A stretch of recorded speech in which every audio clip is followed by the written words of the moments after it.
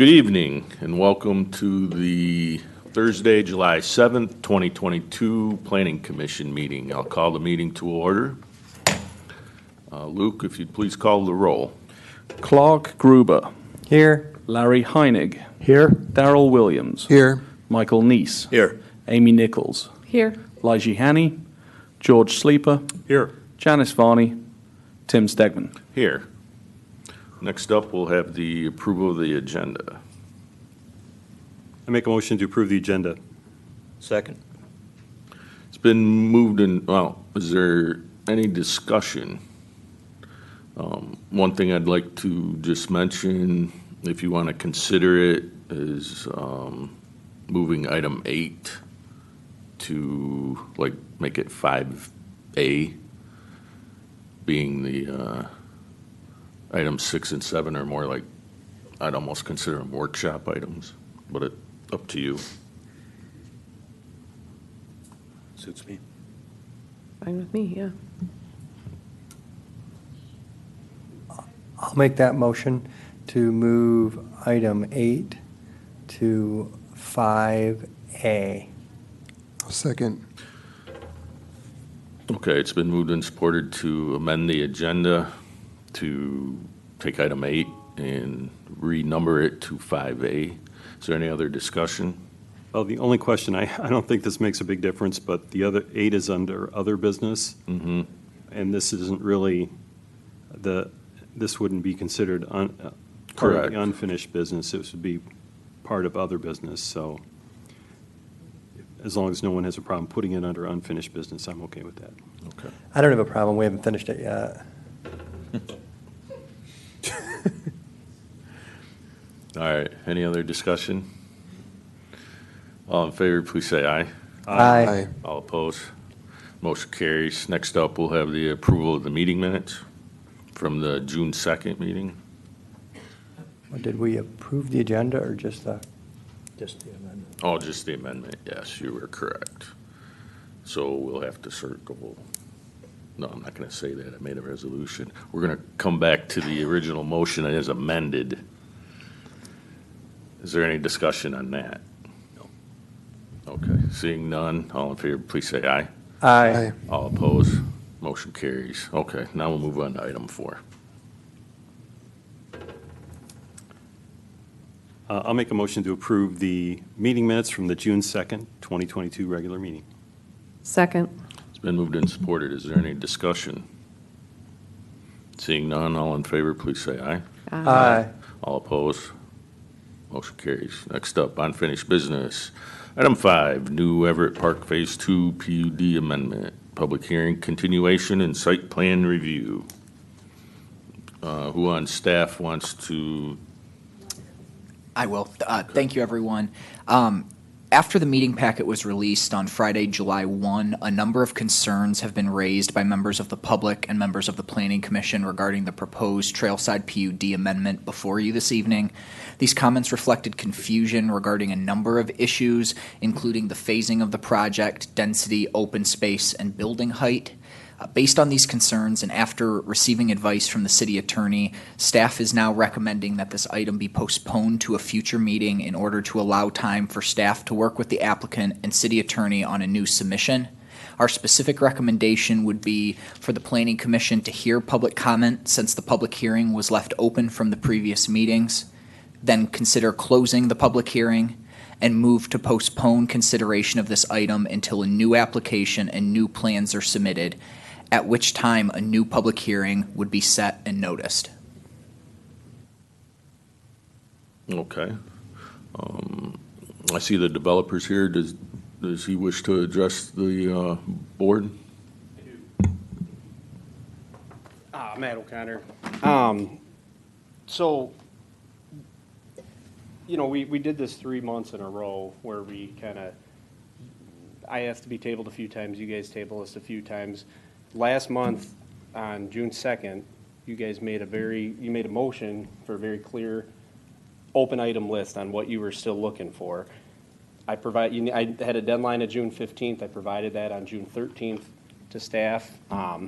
Kelly and I have subsequently had a few comments. So between June 13th and July 7th, where we sit today, getting a call 90 minutes before a hearing saying I'm going to be tabled without even being able to present is frustrating. So, again, if there's confusion, let's air it out now. I'm here before you. This is the 4th time that we've done this, but that's kind of where I'm coming from. Okay, thank you. Anybody in the audience wish to address the commission on this item? Please come up, state your name, address. Dan Agnello, 964 Everett Parkway. I can't believe you guys are actually tabling this thing. For a change, we're going to do it right.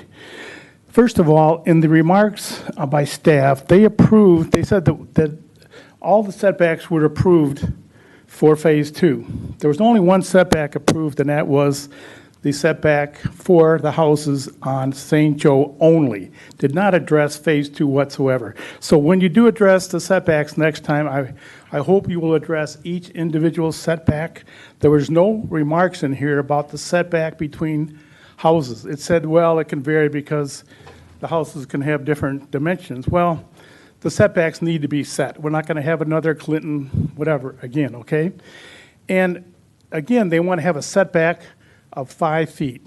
5 feet from the property line to the house, which is unbelievable.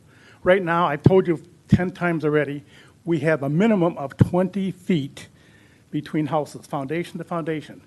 5 feet from the house to the lot line, 10 feet of common element. Again, what's pointed out by staff, there's no common element definitions at all on the drawings. They did not submit the master deed. The master deed requires the common elements be defined. I haven't seen a copy of my master element get revised. It didn't happen. And I do object to the building heights. Again, all due respect, Matt, you didn't change anything from the last time. The drawing's exactly the same. It says 35 feet, which is what is based on RM1. But 30 should be 35 feet, 2.5 stories. That should not change. It'd be bad enough, and they do another phase, they build a 2.5-story house across from me, or duplex. That's bad enough. But if you can put a 2.5-story house across the other side of Indiana, where there are 1950 ranch-style homes there, do you think the people there would appreciate that? Also, the people that are on some other streets, Fruit Street and whatever, that does not meet the character of the neighborhood. And Mr. Matt signed the agreement on the land special use thing that he would, as it's quoted in there, he would use the designated and constructed, maintained in a manner harmonious with the character of the adjacent property and surrounding area. Building 35-foot houses does not do it. Also, he signed this legally, the special land use shall not change the essential character of the surrounding area. They've already done that already on Elkenberg, 39-foot houses. He signed the application in the fall of 2020. He would build essentially the same houses. What happened? 39-foot houses are on Elkenberg right now. We cannot have anything higher than a 2.5-story, which is even bad enough. There is no house in Trailside right now, except for the ones in Elkenberg, higher than 25 feet, 6 inches. That's the 2 stories on my street, on any other streets. Now, here and I have a discussion all the time about, well, we can't stop them from building a 35-foot house. The planning commission can do anything they want. We have to have the same character in our neighborhood that everybody else should be entitled to, okay? And I really appreciate the fact that we're making the developer do his job, okay? Again, there's no elevations in here. The ordinances require elevations. We made Overton do it. Overton sent us nice elevations, every single building, egresses, everything, 29-foot duplexes or townhomes, whatever it is.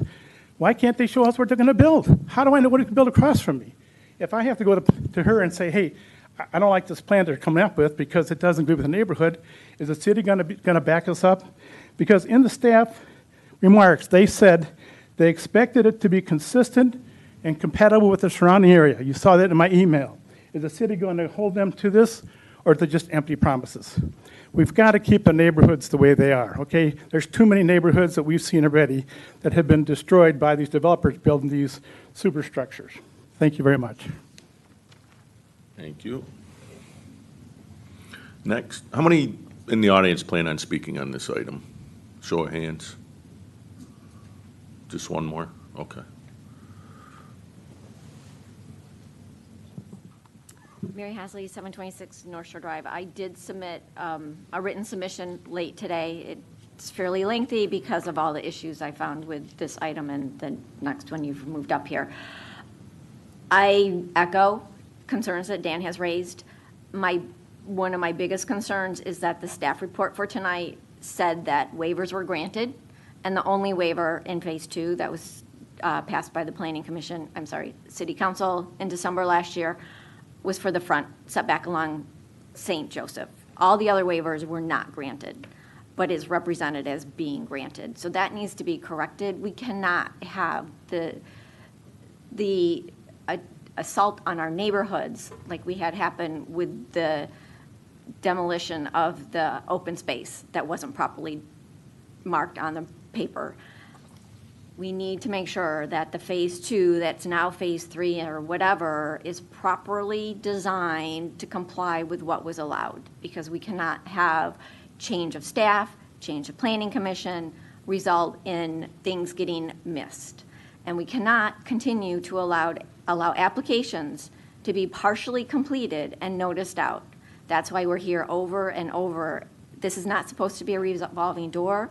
Chairman, you've even said we need to make sure our agenda items are ripe for hearing before us, so time is not wasted of your time, of the applicant's time, and of the residents' time, and I thank you for that.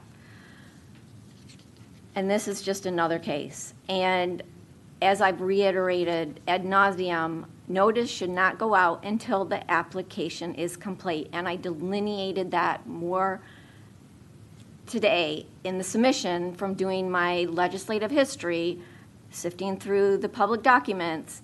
I mean, the 31 days before the PC hearing is to ensure compliance with the Michigan Zoning Enabling Act review and notice. So I certainly hope that staff stops saying that differing minds can differ and we're okay. It's not. Our due process is violated if we do not have ample time and the staff does not have ample time to review things to make sure they comply.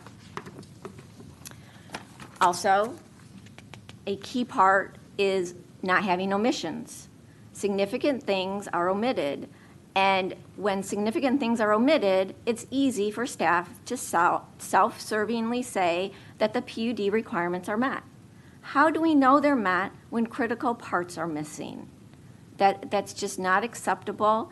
It's not protecting our health, welfare, and safety, and it's submarining us. And we really plead with you to start following the zoning code and not allowing staff to interpret it, but simply enforce it. And if there's a question about interpretation, it goes to the ZBA. The ZBA is the one who's supposed to interpret the statute if it's not clear, not the staff, not the city attorney, the ZBA. And I will just rest on the other submissions I had made, and thank you for your time. Thank you. Anyone else? Okay, seeing none, we'll go to the commission. Do you want to close the public hearing now, or you want to wait? Okay. Wait. So we can discuss what the developer requested, we can discuss what staff recommends. I certainly concur with staff. In fact, that was the direction I was going to go after reviewing this plan in front of us.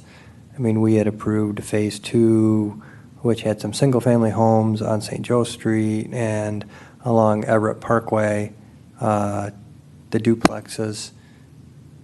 Now that's like considered a Phase 3 and it's Phase 4, and there's a new Phase 2. So I think there was a lot more just even in the request on top of some of the items that are missing. So I didn't want to spend a lot of time on this. So I would concur with staff with their recommendation to move this, to go ahead and end the public hearing and postpone this and have the applicant reapply.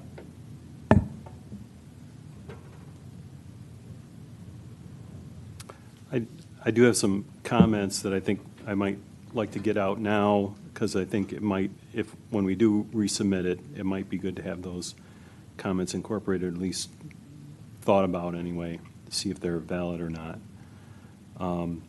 So one thing, the first thing is in the staff report, this is on page 27 of the packet. It talks about this is under item E, under dimensions. It talks about the side yard setbacks, and the one side yard setback on the west side, it says it's along the exterior right-of-way line for the Van Buren Trail pathway, but it seems like Phase 2 doesn't go along the pathway. It goes along the alley that's being put in there. So I didn't know if that's something that needs to get fixed in the staff report. The other thing, the other comment I had was on landscaping. Drawing C205 seems to have landscaping, but not for the Phase 2, even though the color drawing just kind of shows that there's trees there, but the C205 drawing doesn't include any landscaping or anything like that, and I think it should.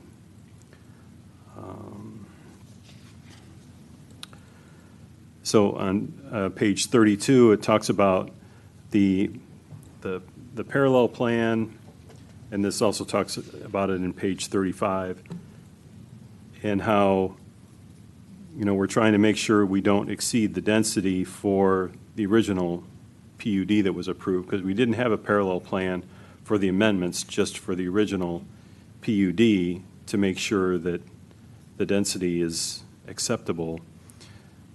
And I didn't really see anything, good discussion, either in any of the developer stuff or in the staff report that kind of talks about why because Phase 2 is going to be more dense than the other phases because it's got multifamily units in it. So it's going to have more density, but I think overall the PUD is going to probably be acceptable from a density standpoint, but I didn't really think there was a good discussion in there on that.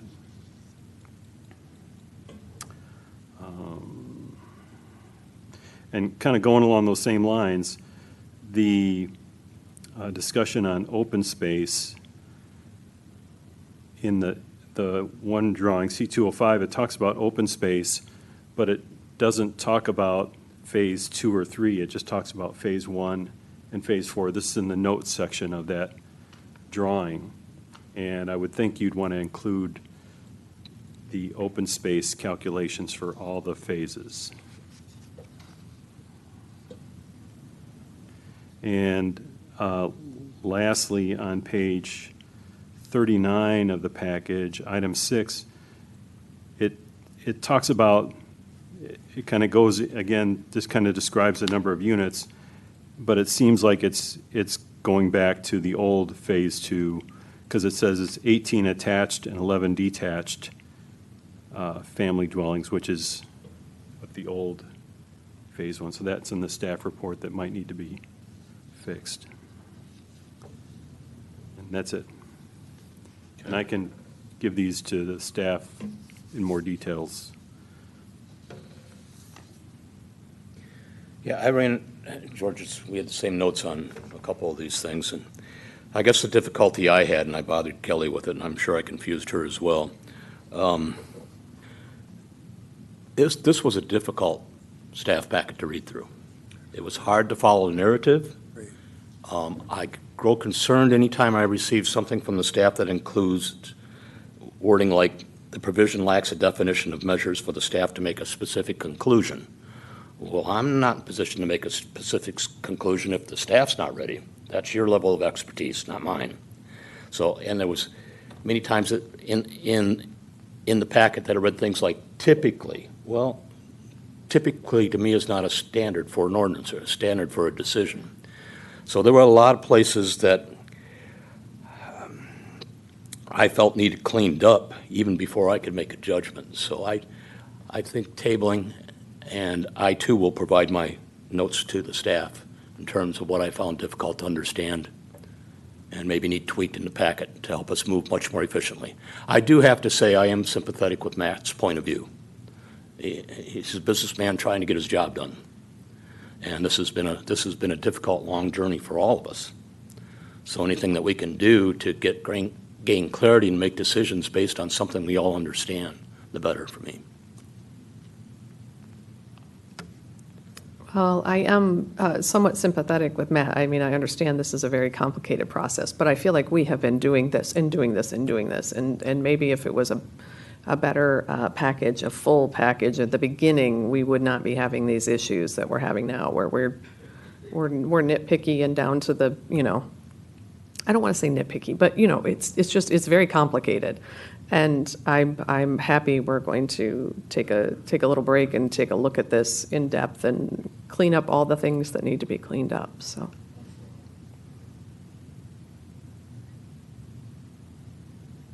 Eric, anything? Anything? Now, as the new person on the board, I'm going to refrain from speaking at this time, but I will concur that when I started reading this packet and trying to dig back through some of the information that was given to me from staff, I was like, oh my gosh, I started to see so many, differences, and trying to put these pieces of the puzzle together was very complex. So I concur that I am glad that we're going to take a step back. Sometimes you can take a step back to launch forward and do it right that time. So, Thank you.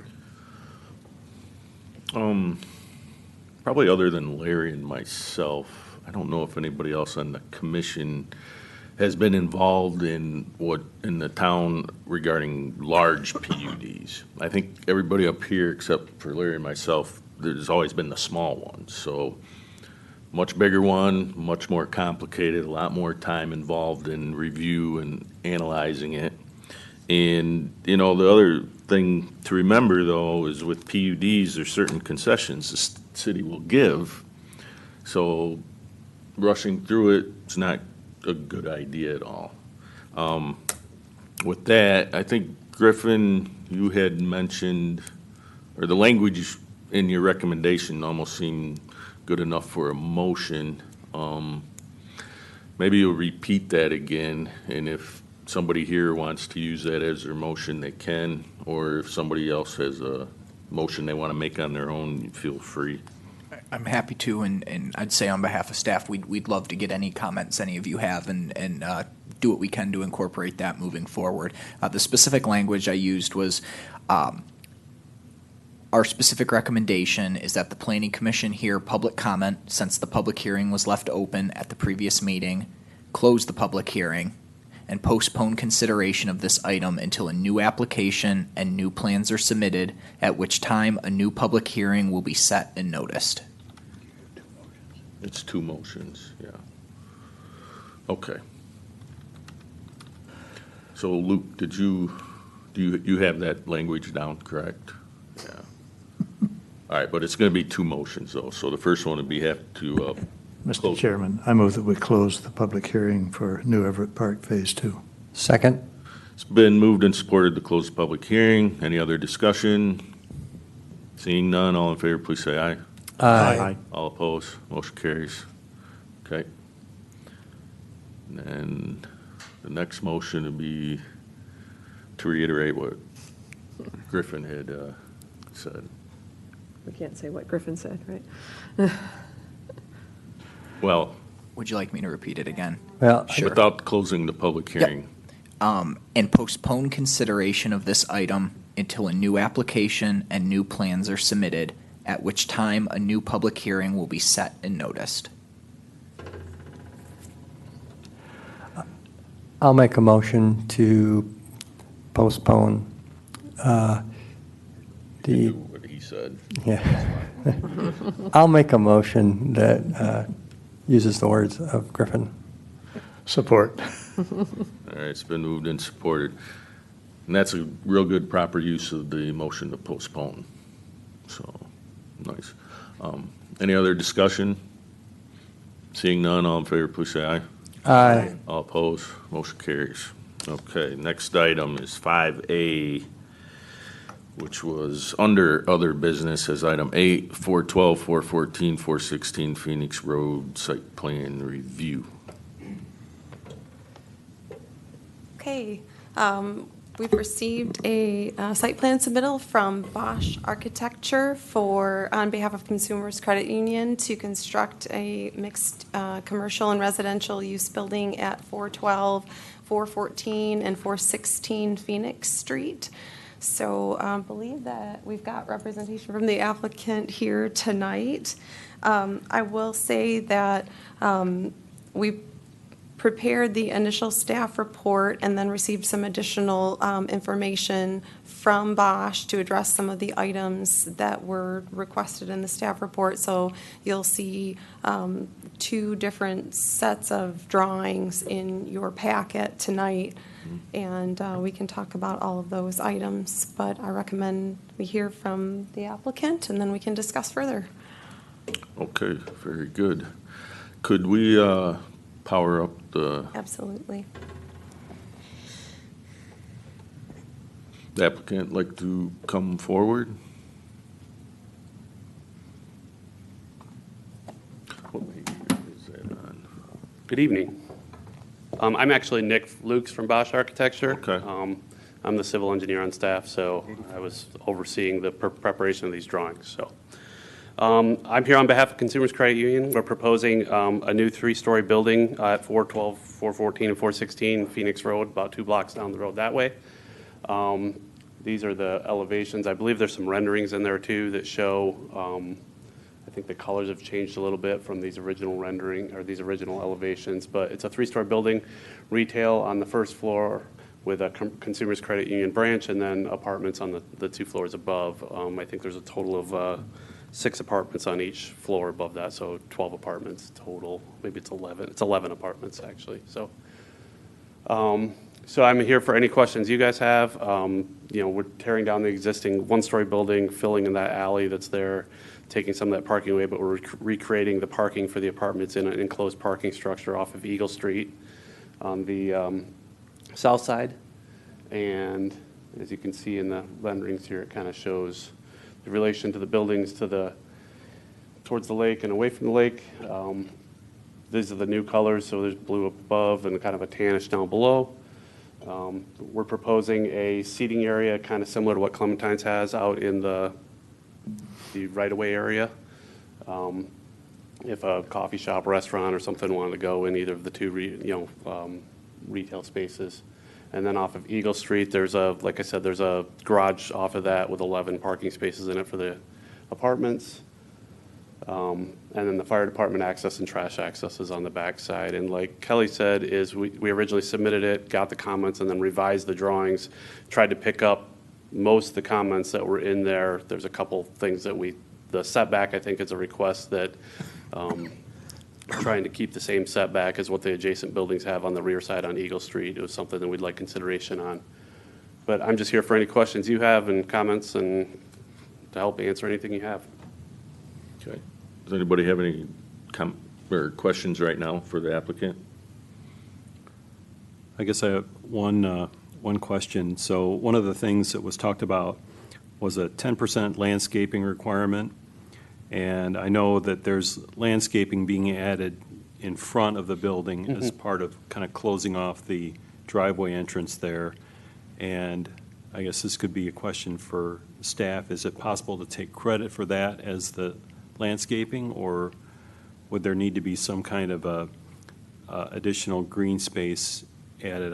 One idea I had was maybe some kind of a common area on the roof deck that might have some plantings or something like that on it. But So we originally had a roof deck on there that I believe there's a roof deck on there, but it's not, we can't, because of your story requirement, we can't actually put space up there. So we're only allowed to go to 3 stories. So by putting a roof deck up there, that's technically classified as a story, and then it doesn't meet the ordinance. So we originally had that, and that's how we were kind of getting around it. But then when we had some clarification on how the story, it's 45 feet or 3.5 stories. So we had a half story up there, but ended up taking that away and lowering it down to 42 feet. So we can't technically have a story or occupied space up there. Okay, anyone else? We can always have him come back up to the podium. Right? Okay, thank you. Thank you. Is there anybody in the audience who'd like to speak on this item?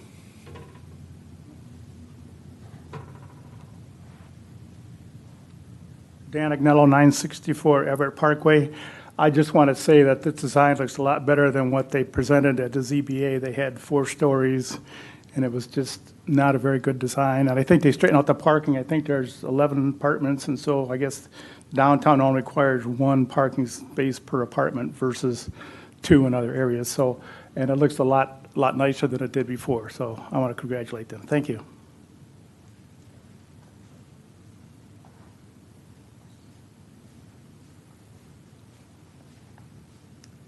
Good evening. Mary Lynn Boogie, 70 Gabriel Drive. Although it seems very minor because I'm going to talk about 2 inches, but I think it is important to talk about these 2 inches. Essentially, they have balconies on the building, and excuse me, the requirement in the CBD is that they be 18 inches from the property line. As proposed, the balconies are only 16.5 inches, so I'm only talking about 1.5 inches, but it's very imperative because the reason why they went to an 18-inch setback for balconies is because of pedestrian safety, so that you do not have ice coming off balconies, you do not have water when people do plants coming off the balconies onto people underneath. Now, the justification here for accepting this is because the way it's stated on here, it says it's because it's contained within the building footprint. However, the building footprint could have 0 setback from the property line, which would bring the balconies even closer. The intent of that adoption, I believe, was to have balcony setback 18 inches, regardless of whether they protruded from the building or were within the building. And I just would like you all to please consider that. Thank you.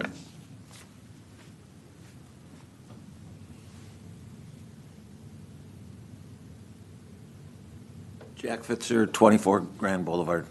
I'm looking at it, I saw the first system, or this first plans earlier, and was happy with the changes that were demanded, and it's a better result. Except that over the years, I've watched Eagle Street, and I'm looking at Eagle Street, and I'm thinking, this building, the way it's set up right now, is kind of a death knell to Eagle Street. It's a large space that maybe isn't as user-friendly as some of the other attempts on Eagle Street. And I think it looks like an alley, all right? I mean, it's better, but it still looks like an alley. And I would think maybe we could do better. Anyone else?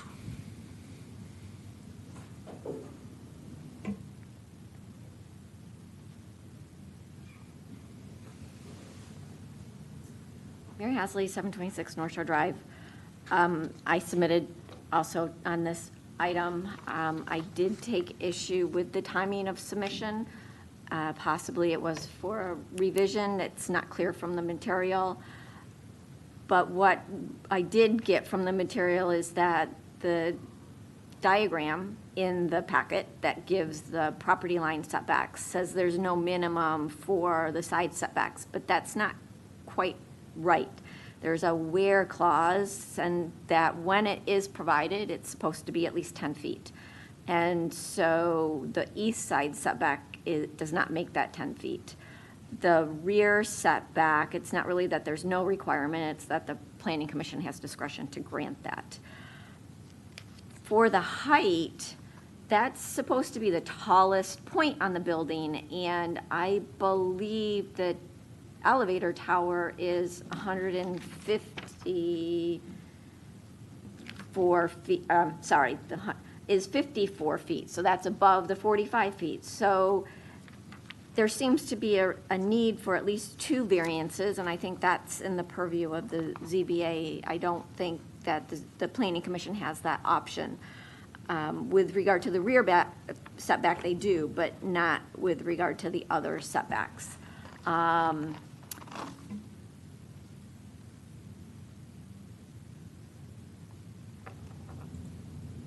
Just looking through, sorry. I do empathize with regard to the need for the green space, but I do not, and it sounds like it's not possible to use the roof, and I would not support that. I do support having things timely presented. It's not clear from the record that it is. With regard to the setbacks, again, I don't think the Planning Commission has discretion to grant those that are being requested. I do applaud the developer trying to bring in homes and business area. I do note, other people have said it, my understanding is there's 12 apartments, but the first apartment does not require a parking space.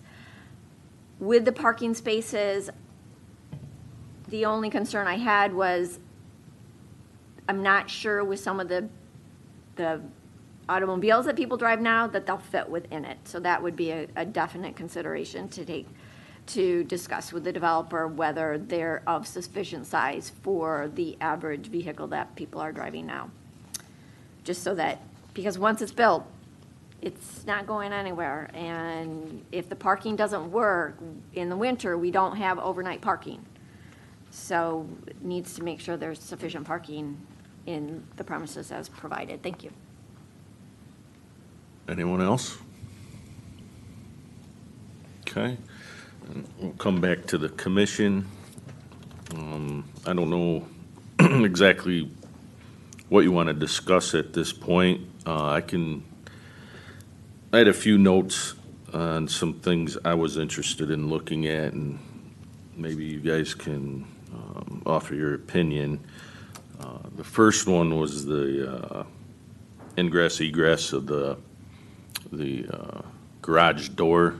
It doesn't fit our cone of vision, which is I think 20 by 30, because it comes right out to the sidewalk. It's not like the last project that was built in town that has an open understory, where as a pedestrian you can see the traffic, which way the cars are going. This is the door to open up and car comes out. So that was one thing. The second one had to do with setbacks. What was it, like 9 inches on the one? And by our ordinance, you can't do that. It's got to be 0, which is basically a shared wall, or 10 feet, which is the fire lane. So it would be a variance to grant that, and I don't see a good reason to allow a 9-inch setback. And then the other one, which we should discuss, is the upper story. To me, that's living space. It's above the 3rd floor. It's a 4th floor living space, much as you consider your backyard when you build an outdoor fire pit or something. They call it outdoor living space. It's meant for human use, and with the elevator tower, it gets to be quite a height, and I think somebody had mentioned that when they came up. So those were 3 things I noticed for the exterior. And then I don't know if anybody had any additional comments about those items.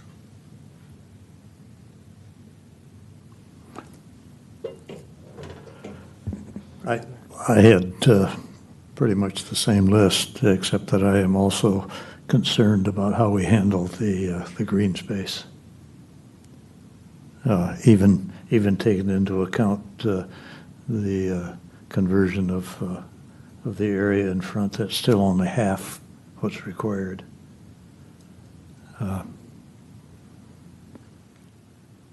So, if there's a way around that, or perhaps go to the ZBA and ask for a variance. I don't think it's critical in this area that we have that, but we need to handle it some way. I certainly concur with the landscaping, especially in this area. Kind of tried to thinking what kind of landscaping was done in the Center Street development and what kind of landscaping we had on Hales.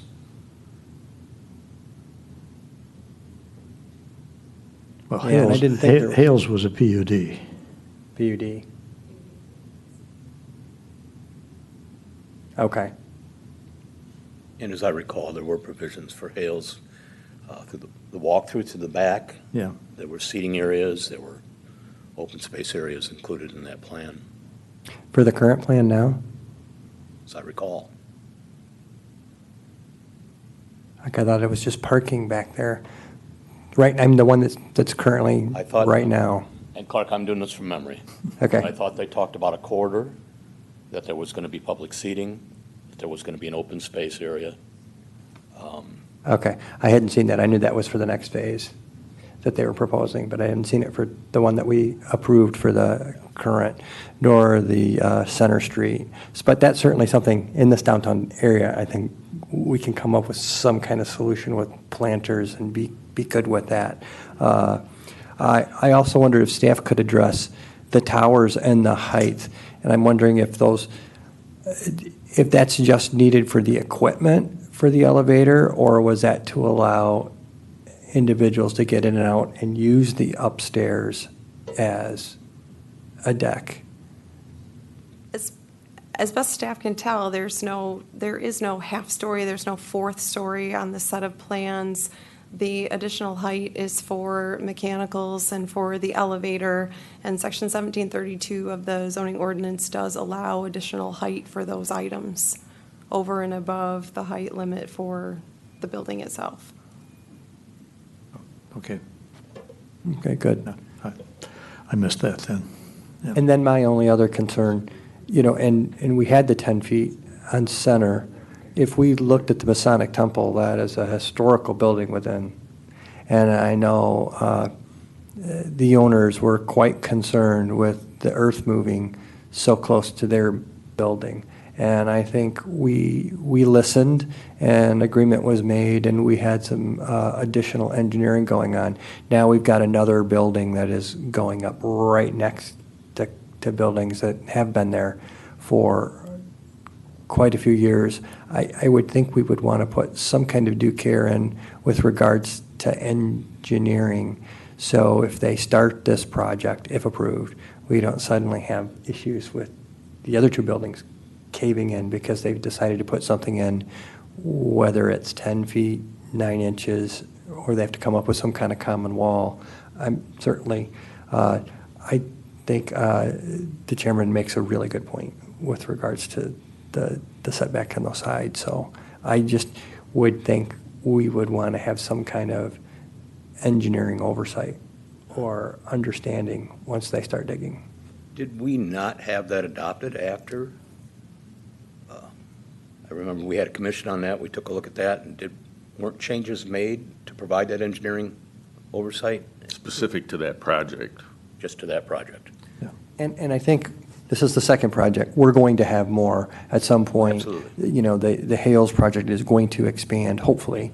And once again, people are going to look at some older buildings, take out an older building, put up a brand-new older building. And if you're inches or sharing walls, we've already got, and that's going to be between two landowners of that potential property on Erie, whether that's happening or not, but they're landowners who are going to be looking at each other on some disturbances there.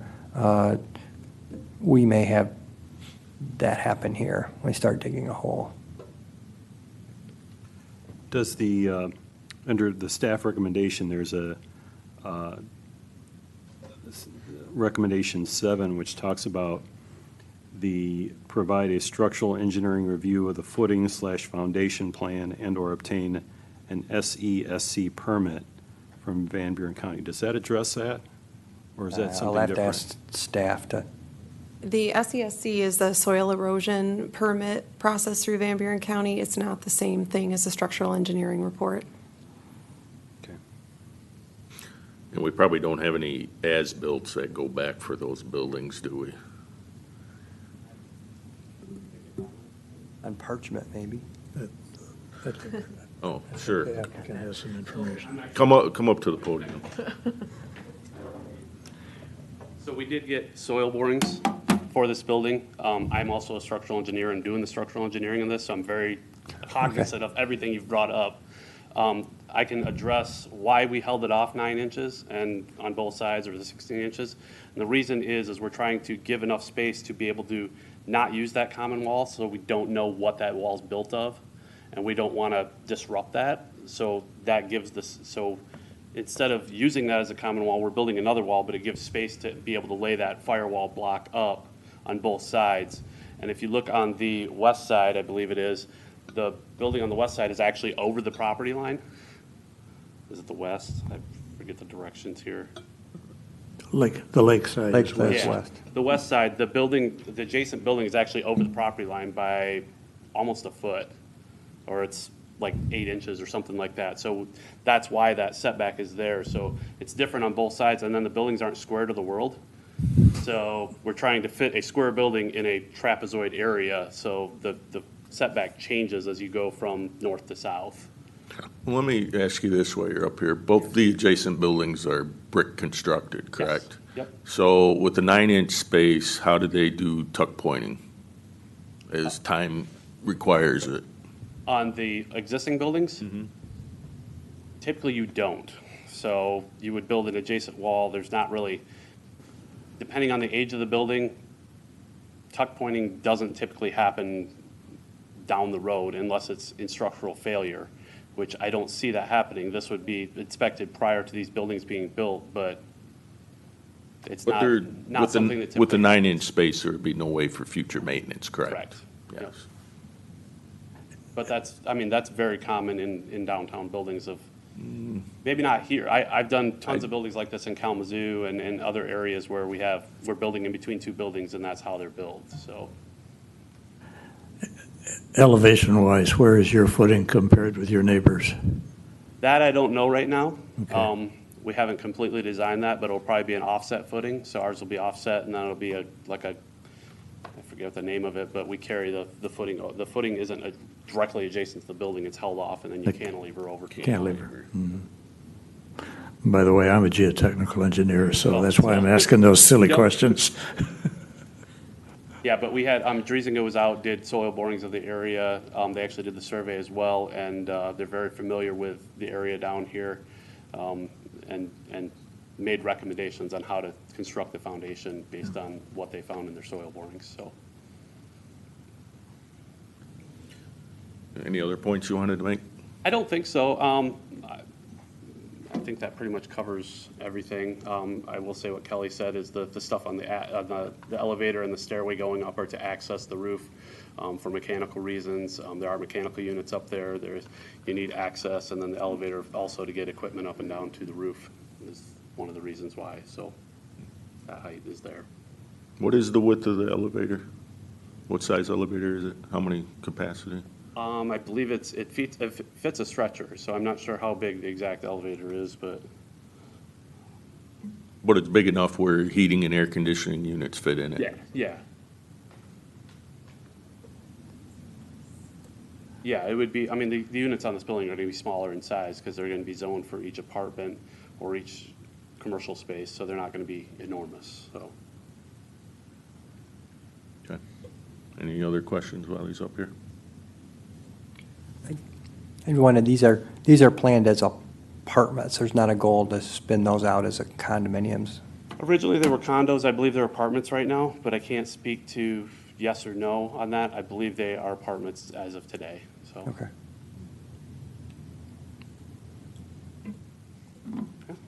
Okay.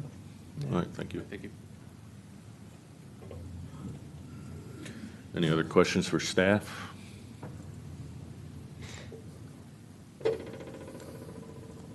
If I could just point out, one of the questions you all, that came up was related to parking. And the parking stall width was one of the items that was addressed by Bosch in their second submittal. So their initial parking spaces were 8 feet wide, and that's been modified to be the required 9 feet wide. And it looked like it was the same way with an issue with the garbage. That seemed pretty light for 11 to 12 living spaces, and that has been expanded. Yes, it has. The garbage was addressed in the June 29 letter from Bosch. Could you put page 114 up? 114? Correct.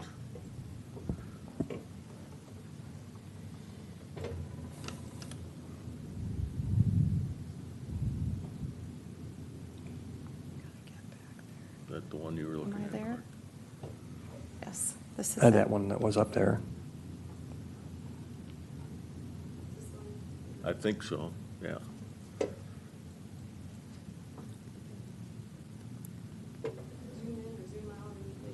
Well, I was just trying to bring up what Clark was referring to so everybody could see. Oh, there was another drawing where they had the garbage. I just did that off from notes and memory. Okay.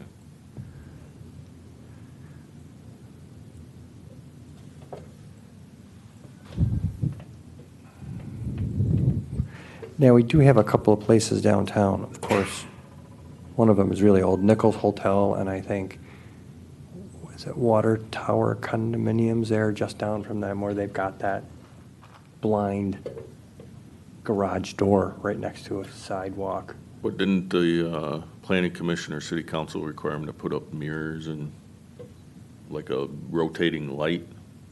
I don't remember, but those sounds like great ideas when the door comes open, just to allow that to happen. I haven't noticed mirrors there, but, you know, we would want someone to have that good understanding when that door comes open. Even an audible warning. Yeah, because it's real easy to see the Center Street. Yeah, that's not an Wouldn't issue. you hear the door coming open? No, but I mean, if you're like Grand Rapids, whatever, typically if that door opens on the sidewalk, there's a horn. You know that there's a car coming out. Something that lets people know. It's not just the buildings on Center. You know, I cross my fingers every time I pull out of the ATM at the bank. You know, you never know when someone's on that sidewalk, and that's. I share your concern, Tim. I mean.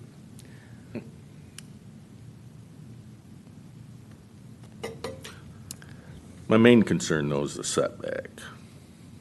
It's either got to be 0 or 10. It's in the central business district, and there's a reason for that. They have a shared wall, so there's no weather getting in between the two walls, or it's a standalone building with sidewalks or whatever on each side.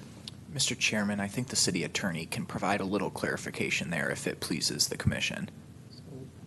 When we looked at this with 335 Center, what was originally proposed there, I believe, was a setback of a few feet. So it had me do a review of this and come up with an interpretation of what that. Oh, let me just add on that. It was a 0 lot line build. The reason there was 2 feet is because the Masonic building's wall was 2 feet away from the property line. Right, so that it was a little bit different situation. The adjoining property was not immediately on the property line. My notes here say it was 3.5 was what was proposed, but in any event, you know, further from the lot line is what's proposed here. And looking at kind of the language of this itself, which refers to side yards, and also just generally looking at common usage of what 0 setback means, or zero lot line, things like that, came up with the interpretation that it has to be 0 inches or very close to 0 inches from the lot line. Now, I didn't give a specific, and the ordinance doesn't give a specific as to what that very close means. You know, I do think that these are nearly what are these exactly? 9 inches. I think it would be within the planning commission's discretion to interpret that to be virtually 0 foot setback based on the opinion given by the designer for the project. But from a structural engineering perspective, I think it's close enough that the planning commission could go that way. I do think it's a close call, and we'll defer to the planning commission on what you want to do with that issue. But the designer did give a kind of an engineering justification why this is preferable to having it immediately on the lot line in this circumstance. Does that help? Okay. The language from the ordinance itself, let me read it so we're talking about the exact thing here.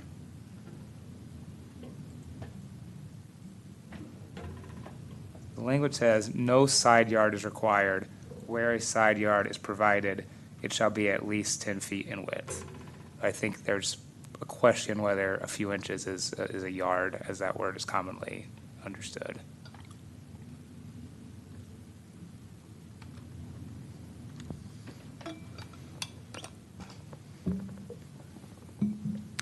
I'm good with that interpretation.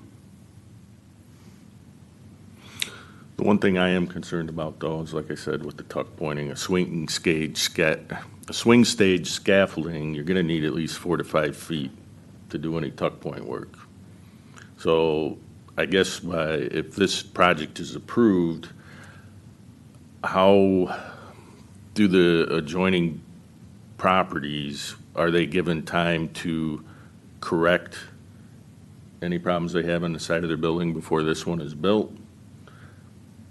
Any future need, they'll have to figure it out how to do the work from the inside of their building?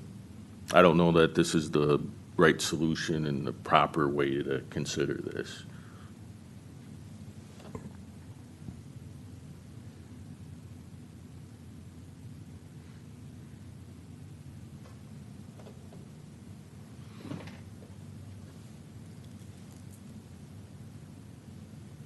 So, any other comments? Is there a motion? Well, here's a thought, Chairman. And you're saying if they were in fact built together, that long-term potential maintenance would be satisfied in your eyes. Is there some way for them to build their structure and then build some other wall directly on the building next door and then attach that almost like a fake wall and then attach that and then that seals that space? Like a roof? I don't know. There's probably a lot of things that can be done in that regard. Just some way to help move, still have airflow, but help preserve that space. I don't know. I'm trying to see what could be done. I can see your thoughts. I also see the interpretation, and we are looking for this. We don't. The hands tied to the building next door in some future issue problem, and then they just can't get access to their wall. Or if it got sealed somehow, it might help. Or even if a sealed wall was created vertically against theirs as a temporary wall, and then that's just attached to the structural wall, sealing off that space. It doesn't sound like an easy solution either way. No. Because if the concern of having it meet the wall next door is they're concerned of the structural integrity of that wall that they'd be butting up against, that's all the more reason to leave space for maintenance. It's tough. I tend to see the chairman's point of view and agree with it that 9 inches doesn't provide much opportunity to get in there and repair anything.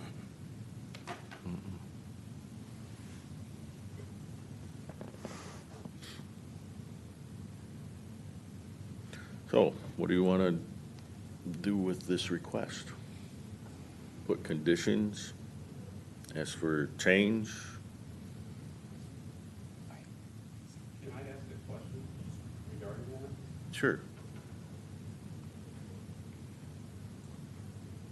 So we have this wall on the east side and the west side. Right now, our current structure goes from east to west. Okay. So you're asking us to keep that wall there and possibly use it as a structural wall supporting a 3-story building that currently supports a 1 or 2-story building. That's our concern, and that's why the wall is where it's at, to help support this taller building. The other side of it is if we built this up tight to that, what's to prevent us? Is the concern, I guess, what is the concern here? Are you concerned that there's going to be further degradation of this wall by building this wall next to it? Or I guess, or And is it? with or- a 9-inch space, how does your neighbor fix any problems they have in their exterior building? Currently or down the road? Down the road. So what's to prevent us from building our building tight to that and covering that wall up completely with a drywall wall inside? And they would never have access to that side of the wall. And I don't think weather would get to it, so it wouldn't degrade. So. So the question is, why 9 inches instead of 5 feet or 10 feet?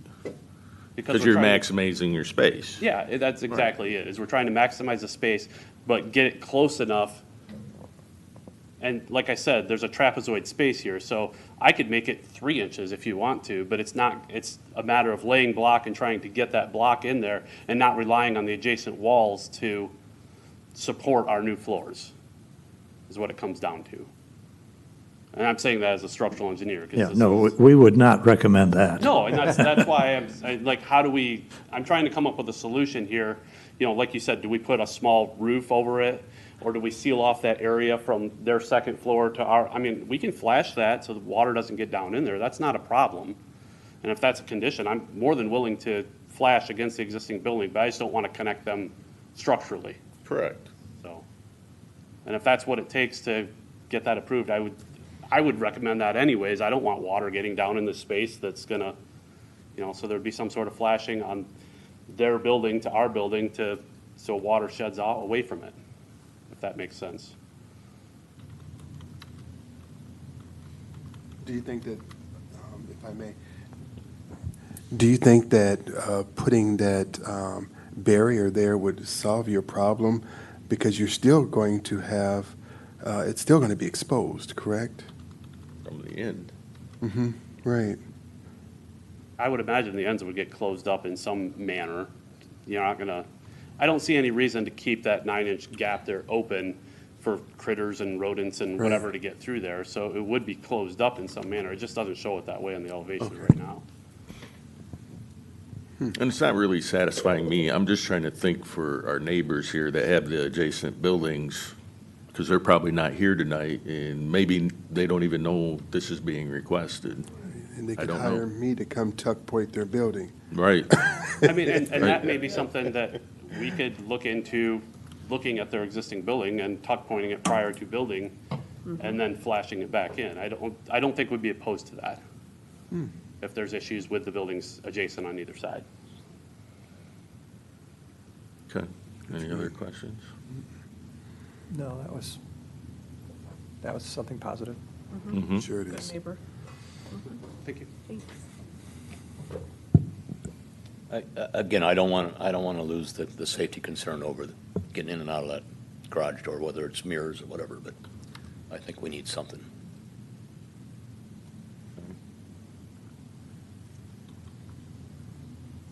So is this something that you would rather see some answers come back to look at, or is this something you want to look at making a motion to approve with contingencies?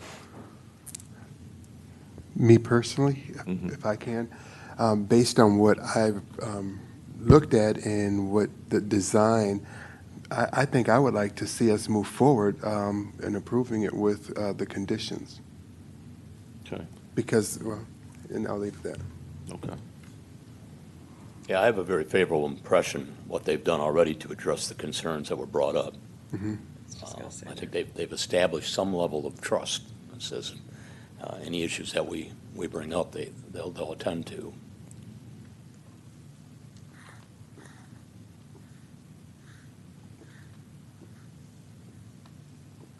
The balcony thing's okay with us all? And I guess I'm wondering were the neighbors on either side, were they aware of what? Well, This this is not project? this is just a regular site plan review, and so there's not an official public hearing that's noticed in this case. So there was no particular outreach in this case, as there would have been if this were a PUD, which it is not. Yeah, it's the neighbors I'm more concerned about. I think it's a good project. You know, I don't think it has the aesthetics that the original project had from a building perspective. I can be honest there, but, you know, we're providing retail space in the bottom. We've got, there's an anchor tenant, a well-known anchor tenant, and 11 additional apartments here in the city, which I think are needed, and off-street parking. Definitely some kind of, you know, putting in an ingress egress warning type system, I think, is a great idea, having that blind ingress and egress. Concern about the engineering, if the work to go forward, if there were going to be damage to buildings right next to it, and then just this space next to it. So I'm torn about either going forward or delaying one meeting so we can get a good understanding of the neighbors, because I think the applicant has some experience with this, and at the same time has an idea, to help provide at least an initial longer-term period of time that anything would be needed if they did do some kind of pre-work to the walls and then weatherproofing.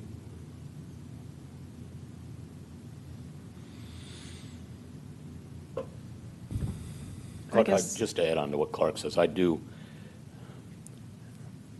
aesthetics is a matter of taste. And we have no aesthetics standards for town like many cities do. But I have to say my personal is, it's a departure from the charm of our downtown feeling, but that's progress, I guess.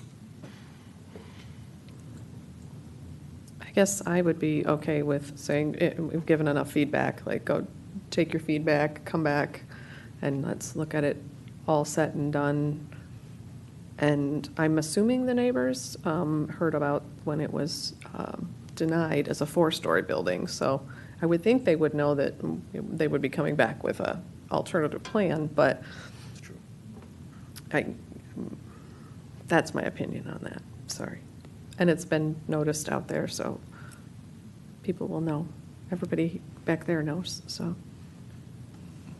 So Chairman, if you approve this, if it would be approved based on conditions, what will we not be accomplishing by waiting?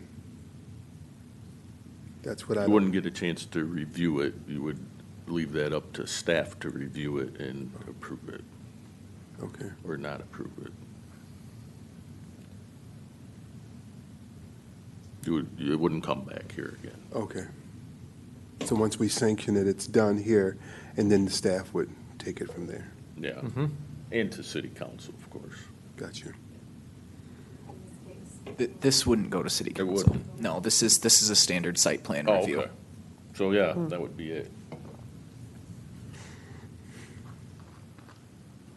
One question I had, looking at the staff report, it talks about a rear setback, and that do we need to, as a planning commission, informally waive the necessity for a rear yard setback because there is really no adjacent structures in the rear that would be impacted by. Right. Yep. Needs to be part of the motion. Okay. If our motion is to approve. So let's talk about the, or did you have a question? I was just going to try to see if I could come up with something on the landscaping requirement, because right now I don't see a way around that unless we can somehow in the motion say that perhaps the outdoor seating space in front could be somehow modified to include additional green space. Because I don't think based on the square footage of this, I don't think it needs a lot of green space to meet the 10% requirement. That's a real confusing standard to me anyways, George, because, I mean, if you look at it now, it's a parking lot. For CBD, yeah. Green space downtown, it's like. That's like the 335. I'm still not sure where the green space is on 335. Planted pots. But the B1 is different, right? That's where you've seen a lot more, the 10% met. Which bigger, makes sense. because they're bigger lots. Yeah, it makes sense to me. It's not in a central business, it's not downtown. Yeah, with their own parking lots. Right. It's usually associated with that. So technically, if they put, like, is on the big wall of plants, would that count as green space? If they put that on the back of the garage? It's green. It's green, does that count? I'm going to walk home and look at the green space downtown, because I'm having a hard time recalling it anyways. So can you scroll that down just a touch so we can look at the front as related to the parking out on Phoenix?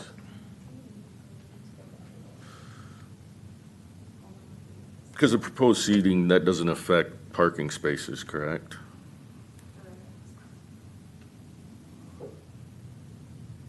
The off-street parking for this location is in the back, in the structure. No, what I'm saying, like that rendering where it shows tables, there aren't parking spaces there currently, are there? There's no proposed removal of parking. Okay. No, because that's where the driveway goes to Right. the parking lot. That's the Right. driveway? Yeah, it's on both sides. Okay.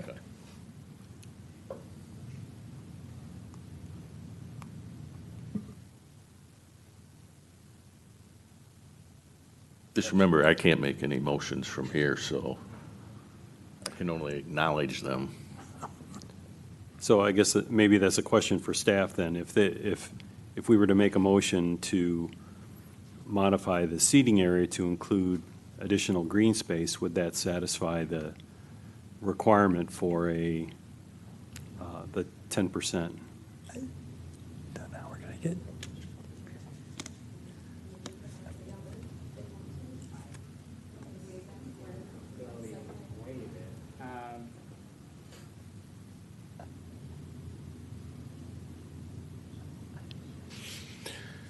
I don't understand why 10%.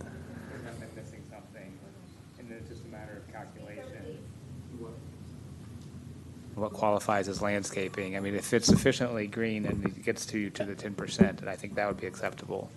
The definition seems to exclude parking lots, but doesn't specifically exclude seating areas or things like that. And I vaguely recall with 335 Center, there was a fairly creative arrangement to get to the 10%. It's plants and pots. Right. Yep. Plus, the city has trees along the street there, so I don't know if those count as well. Don't think those would count unless they're in the lot lines, and if possible, some of them were within the lot lines there, but I can't recall specifically. Yeah, Well, if anything can be waived, in my opinion, it's that requirement, not some of In- these other ones. in a downtown area, In a yes. downtown, yes.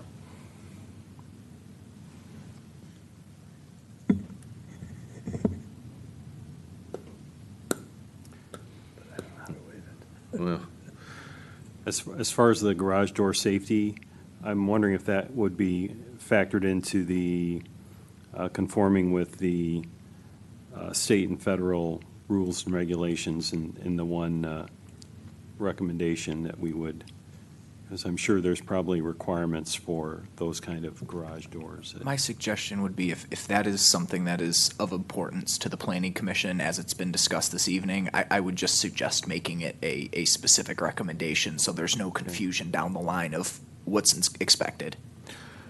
it's like I said, any ingress egress requires a cone of vision, which I believe is 20 by 30. It's not going to equal isosceles triangle on either side. As approved by the city engineer. Yeah. That's what we currently have as a rule. Commissioner Sleeper, if I can, that's also what I would suggest in regard to, if there's specific green space items, if it's potting, if it's green walls, if it's others, if those are things that are on everyone's mind, I think let's be as specific as we can in the conditions, again, just to avoid any confusion moving forward about what was discussed tonight. Well, if Luke did a good job, we'll have a good report. We'll know what we discussed. And you know he did.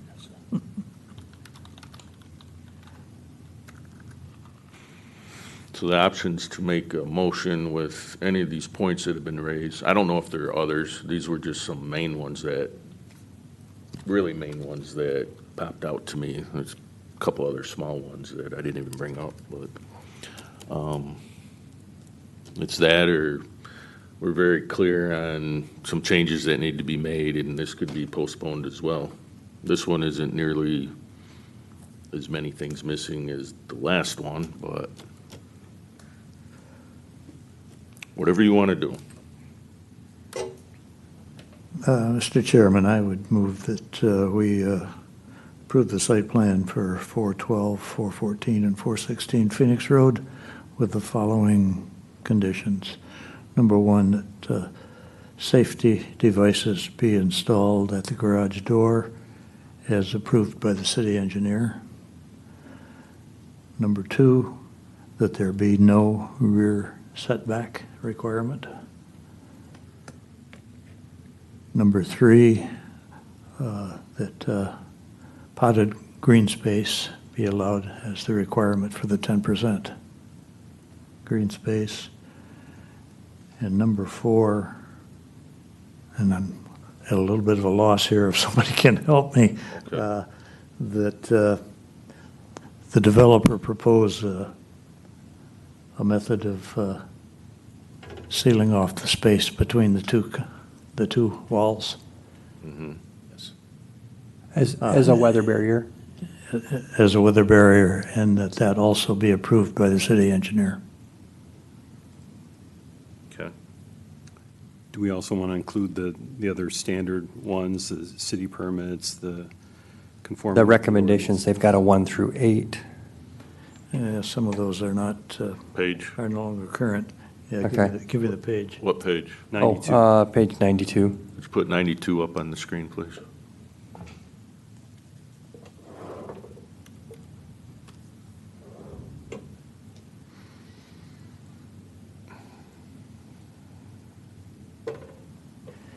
We should include number one from the staff report. Number two, Why don't you just read those while you're doing them, Larry?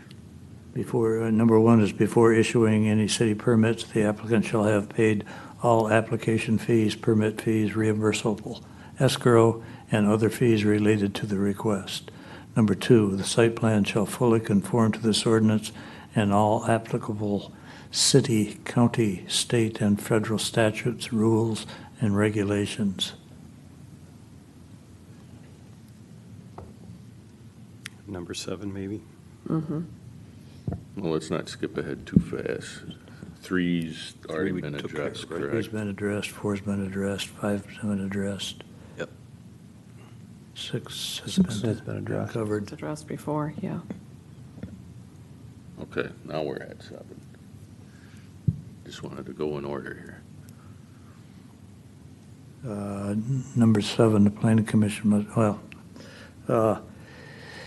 the applicant must provide engineering drawings and calculations regarding the configuration of the footings proposed and the existing footings on the adjacent buildings, and obtain the SEC permit from Van Buren County. And number 8, the applicant shall meet any other reasonable conditions imposed in any of the staff reports. Okay, so Luke, just to reiterate, the motions to approve with the staff recommendations of 1, 2, 7, and 8, and found on page 92. And then the additional items Larry had labeled 1, 2, 3, and 4. One was safety, 2 was the setbacks, 3 was the green space, 4 was the sealing off the space, right? And I think he was a little more straightforward in his 7. on item 7, correct? Item 7 was, More technical. wording was changed on item 7. It Mhm. wasn't straight from the recommendation. Strike Okay. the or. I would second that. Okay. Now, is there any discussion to this motion? So I guess my question is, for item 7, that would have to come in and come back to this commission? No, Can't staff do that? No, I mention the city engineer on that? I intended You might to. have, but I intended to. Okay, if I didn't. that's why I was asking. I wouldn't burden the rest of you with that kind of a detail. Why not? We get to hear your wisdom. I can I always report to welcome you. it, Larry. I would enjoy that. I mean, that's a lot of fun. This may be addressed in number 7, but again, I think we learned a lot of lessons in 335 about the construction and the computers shaking next door and all the things. Have we sufficiently addressed what we've learned from that situation to be applied to the construction of this building? No. I think we should. Well, you still have contractors, insurance companies, and professional engineers that are involved that have responsibilities that we don't want to take on. Sure. Understood, Larry, but the Planning Commission did invest a significant amount of their time and resources to come up with that report and that recommendation. And I just think we ought to take a look at it and see whether there's any lessons we learned there that we can be applied in terms of planning and prevention, rather than a report afterwards like we did at 335 saying, well, we did that wrong. Well, there's other things like how do they stage their material? Are they identifying a lay-down yard that's off-site and they're bringing it as they need it, or are they going to ask for a street closure and then the businesses next door can't get deliveries? Right. Because that happened a lot with that project. That's right. Deliveries weren't able to get through at certain times of day. And I don't have the benefit of the education that Larry does, but I look at this much more on a surface level. It's like, I don't think this particular developer should be punished for the lack of oversight that the other one that we actually put together a subgroup to take a look at and say, okay, what can we learn from what went wrong here? But if there's any way we can send up a little red flag that says, be careful of how we impact the business life of your neighbors as you're constructing this building, I think we ought to do it. Can we make them be a good neighbor? I mean, is that in the master plan? Is that something, No, tasked with us we by can't. And maybe city council? my problem here is we thought it was significant enough that we set up a subcommittee to study it. And if all that produces is another chapter in a binder on a shelf, I have problems with that. It did cause significant issues with other businesses and things we learned on the staging of materials. When Hogan's Alleys was closed, that impacted restaurants, that impacted a lot of business. They couldn't get through. When the noise was so loud that you couldn't conduct business in your office because of the noise, which could have been done otherwise, which we discovered in our studies. I mean, those are things that we learned that maybe we can help prevent this time around. Commissioner Neese, can I ask you a question, if you don't mind? I wasn't here at the time of that project or that the report or the review you're referring to occurred.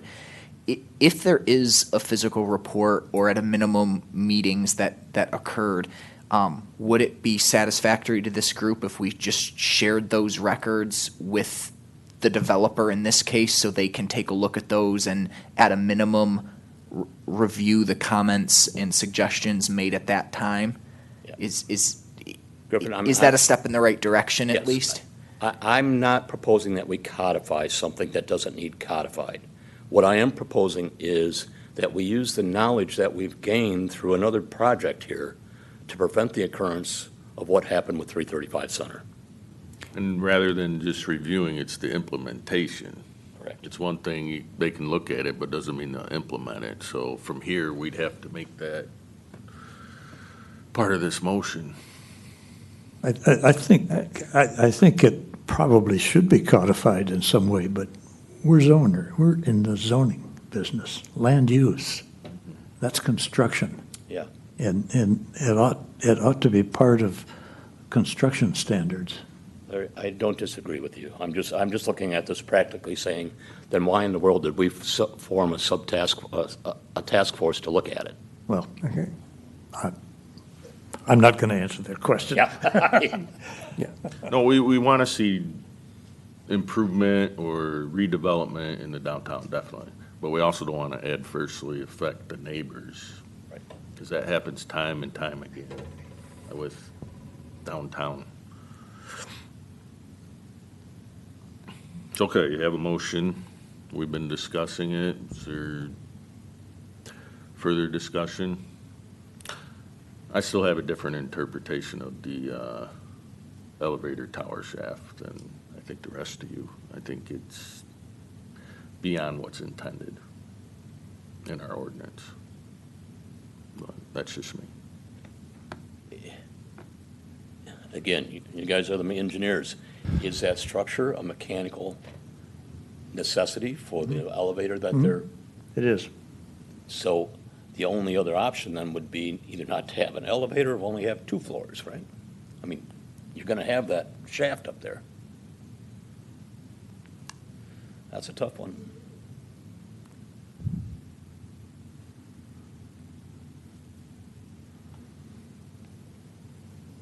All right, no other motion? Or discussion, I should say? Do you want a roll call or do a mass one? I'm going to vote the same way either way, so. Well, I didn't know if there's, let's do a roll call. Clark Gruber. Yes.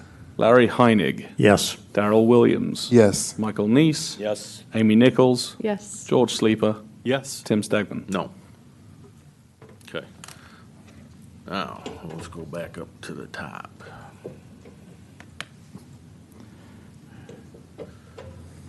We have item 6, site plan submittal requirements, proposed text amendments.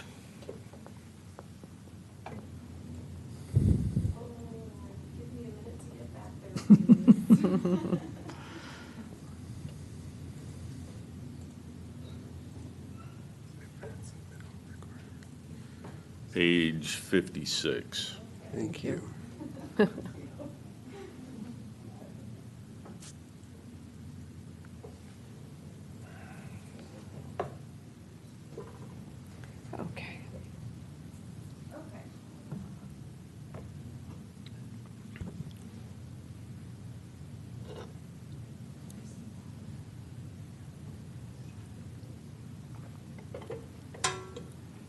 Okay, so item 6 relates to the text amendments that we first talked about at the last meeting.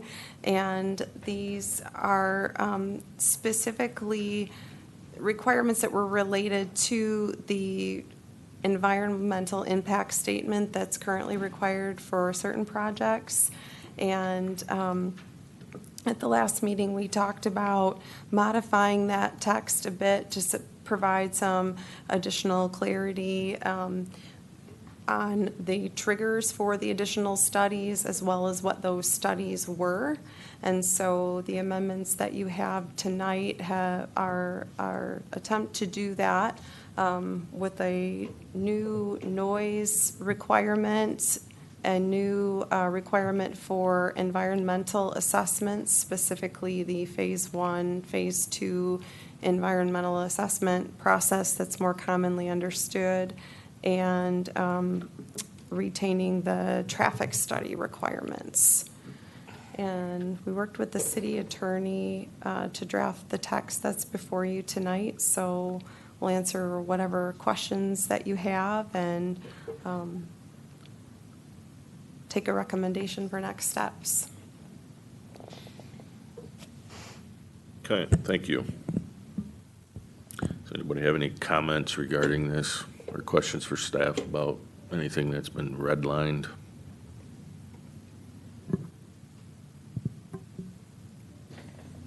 I did see one typo that I wonder if you could fix on page, it's on page 61 of the package, line item 11, it says sun-site lighting. I think it's supposed to be on-site lighting.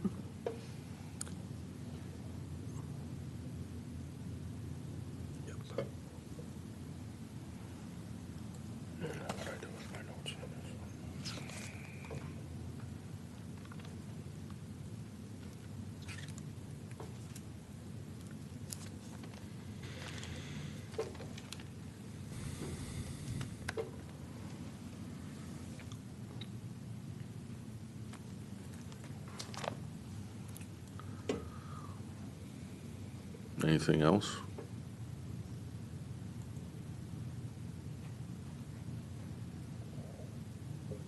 I have a little concern about asking a developer 3 or 4 years before he starts construction to lay out construction details of how he's going to handle noise and such items. Contractors come and go awful fast. If he talks to a contractor during his site development, that guy probably isn't even going to be around when he comes to build it. I think we would be much better off to just lay out some standards that we expect to be met. And then the developer can knows what they are. And when he comes to bidding, his contractor will know what standards he has to meet. Larry, what page are you looking at? Well, I'm not looking right now at the wording in the ordinance. I was looking at the staff report. Larry, while you're looking for that, would those standards that you're referring to, would those be different than the standard noise ordinance that the city has in place regarding construction and other activities, or would that? Probably not. Maybe those need to be looked at and reviewed on the basis of some of our more recent construction projects, but no, I wouldn't expect them to be much different. I was looking at page 56, under item number 1, the second bullet point. Work schedules of the contractor. How is a developer going to know that? Months or even years before a project is built.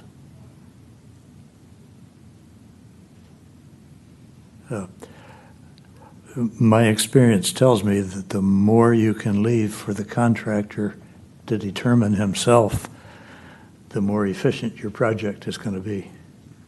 Because those guys are really smart. They know what equipment they have, they know what the talent they have on their staff. And when you start writing your specifications as prescriptions, you're really limiting what they can do.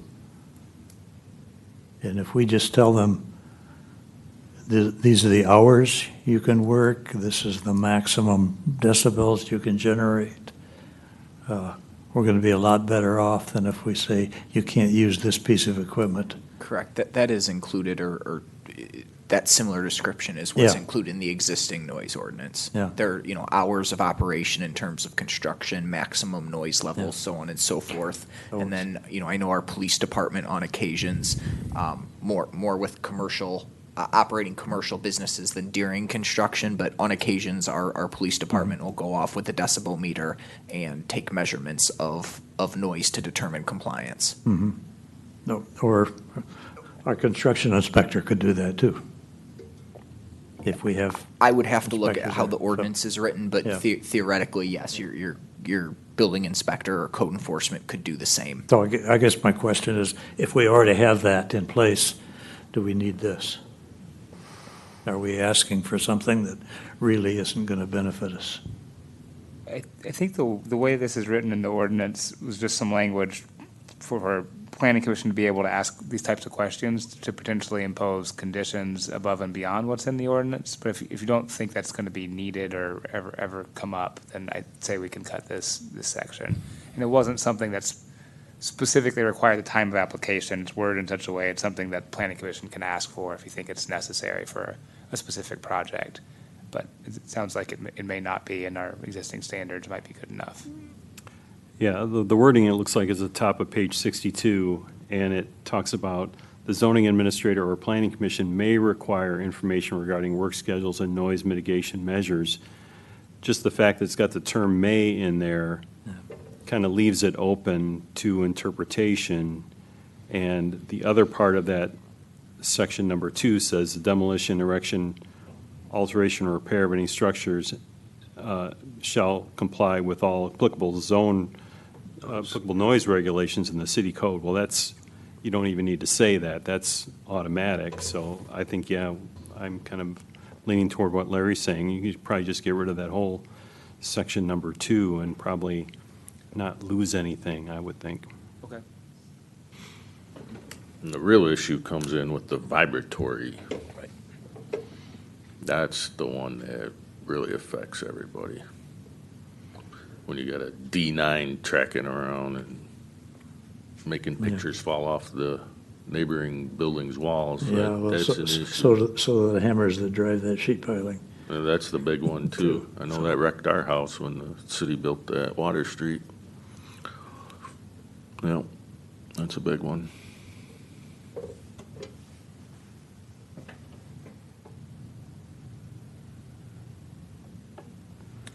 Okay, what do you want to do? You review the ordinance more? Provide extra feedback to staff, or set a public hearing on this as it is? I think with the changes, we could set up a public hearing. Okay, so before we do that, I'll take some more public comment, okay? Just kind of wanted to get an idea where you guys were going. Public comment. State your name, address, 5 minutes. How many plan on speaking on this item? I don't need 5 minutes. I just have a question. It's a quick one. Under section 1405, final site plan submittal requirements, all the way through that, all the way to the end, almost before 1718. So it says, number 2, submittal requirement waivers. Okay, at the beginning of that, it's crossed out, except if waived by the zoning administrator. And then there's a big section, submittal requirement waiver. Waivers to the foregoing requirements may be waived as follows. The zoning administrator or planning commission may waive one or more submittal requirements, determining that such item is not pertinent to the application. A person or body specifically authorized under this ordinance to waive a submittal requirement may do so, determining that the applicable waiver criteria are satisfied. I just wanted to point that out. I'm not exactly sure what can be waived or what you want to waive or how open you want to leave that, but that seems a little creepy to me. So, just saying. Next. After Mary, do you have your hand raised? Yeah, you'll be next. Okay. Mary Hasley, 726 North Shore Drive. I'm going to supplement what Elaine just said. It says waiver criteria are satisfied, but it's completely absent about what those criteria are. Way too much discretion is being given, and it's even worse because, as we just saw, shall appears to not mean shall before this body or with this city attorney. The side setbacks shall be no less, at least 10 feet. And that was allowed to be waived, and that was not permitted. So I am quite confused why we even go through all these amendments when anything can be waived without any criteria, objective criteria, just at a whim. Oh, just have it attached to the neighboring building. And the neighbors are not even here to comment. I just couldn't believe it. I mean, it seemed like a taking because now they don't have access to their building. And with regard to this, we saw last year that the city council can waive anything, absolutely anything in the zoning ordinance, in the code of ordinances. If the city council wants to, by a simple majority, they can make mincemeat out of our planning, our zoning, our ordinances. There are not enough checks and balances. Things are out of control, and when are things going to become reasonable? Because they're not, and it's very unfortunate. And I thank you, Chairman, for your vote on the last item. I wish more had followed you. I welcome your reasonableness to these amendments. Thank you.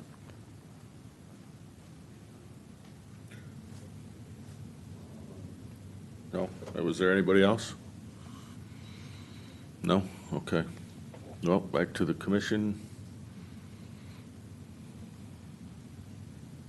Recommendations on page 57. If you want to follow the recommendation or do something else. If there's no more discussion.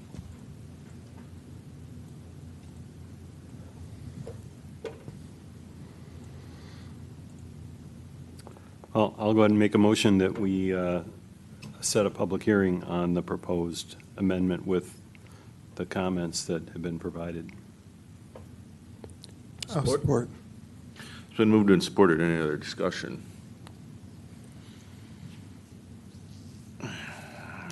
There's a lot of language that I don't quite agree with in this at all. You know, it'd take a workshop for me to work with staff to do all the changes I would like to do, but. Why not do that? Well, I was kind of waiting to hear the feedback here, and I didn't really hear a lot of feedback on specific things that concerned you guys, so that's where I'm at odds. It'd be a waste of your time, right? Mr. Chairman, Well- we may presumably be having, I was going to save it for staff comments at the end, but there's a decent chance we may be looking to have a workshop in the next month. So if that is something that pleases you and a majority, there's some potential that we can make that happen. Okay. So that's why I was leading up to, I'm going to vote no on this one because I don't think it's ready, but. Yeah, but we don't know what your comments are. I or know- your- I and know so you I need that information, so Right. we may just go forward. Right. Understand. Okay. Jump in next time. It's so long, like I said, I would have made a motion for a workshop just to deal with this particular item. I don't- Okay.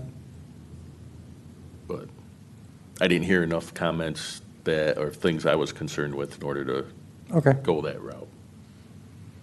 But anyway, you have a motion and a second. Any further discussion? Seeing none, we'll do a roll call.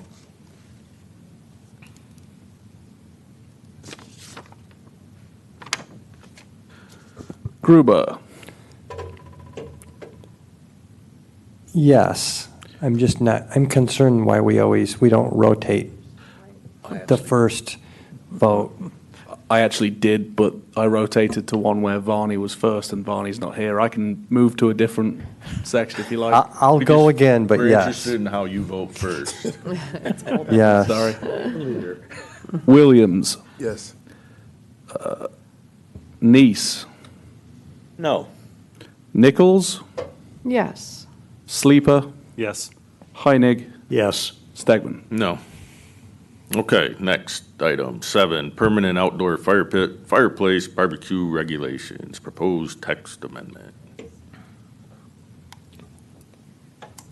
So this is another item that we discussed at the June meeting. We're bringing back now for your review, really with minor changes after speaking with Shay's staff and taking a look at some maps that Ryan Bosch, our GIS tech, helped us prepare.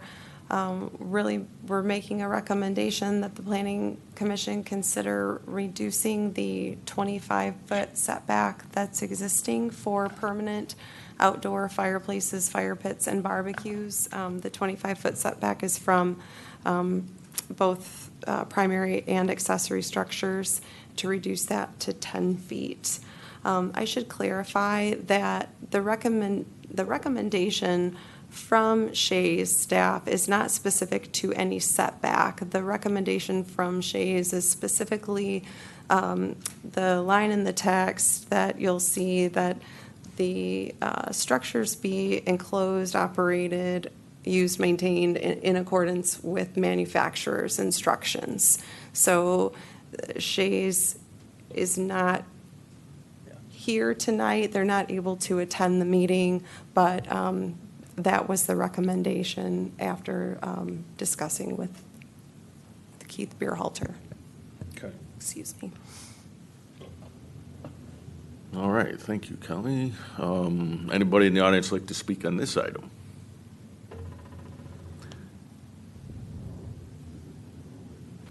Hi, guys. Lane Herbert, 404 North Shore Drive. Okay. Let's say it's my house. Let's say it's my house. I'm in an R1A neighborhood. I have a 3-foot setback because my setback on the side yard needs to be a total of 15 feet, but a minimum has to be 3 feet. 3 feet. And a fire pit can't be in the front yard, but the front yard's only 15 feet. So my neighbor, who's an SDR, and my neighbor who's an SDR, and my neighbor who's an SDR, they can have their fire pit 10 feet from their lot line on the side yard. So they now have a fire pit 13 feet. I was going to bring my tape measure, but 13 feet. It's a little bit, it's about the size of Wilt Chamberlain, maybe a little bit taller than that. But 13 feet from my living room window. And when the wood fireplace goes up, that's coming straight in my bedroom window.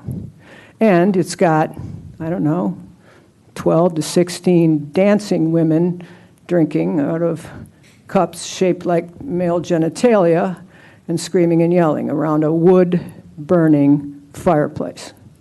There's a north wind blowing off of Lake Michigan straight into my cedar home that I built 35 years ago. There is no reason that a wood-burning fire pit should be 13 feet away from my house in an R1 neighborhood with renters dancing around it next door. Thank you. Okay, thank you. Anyone else?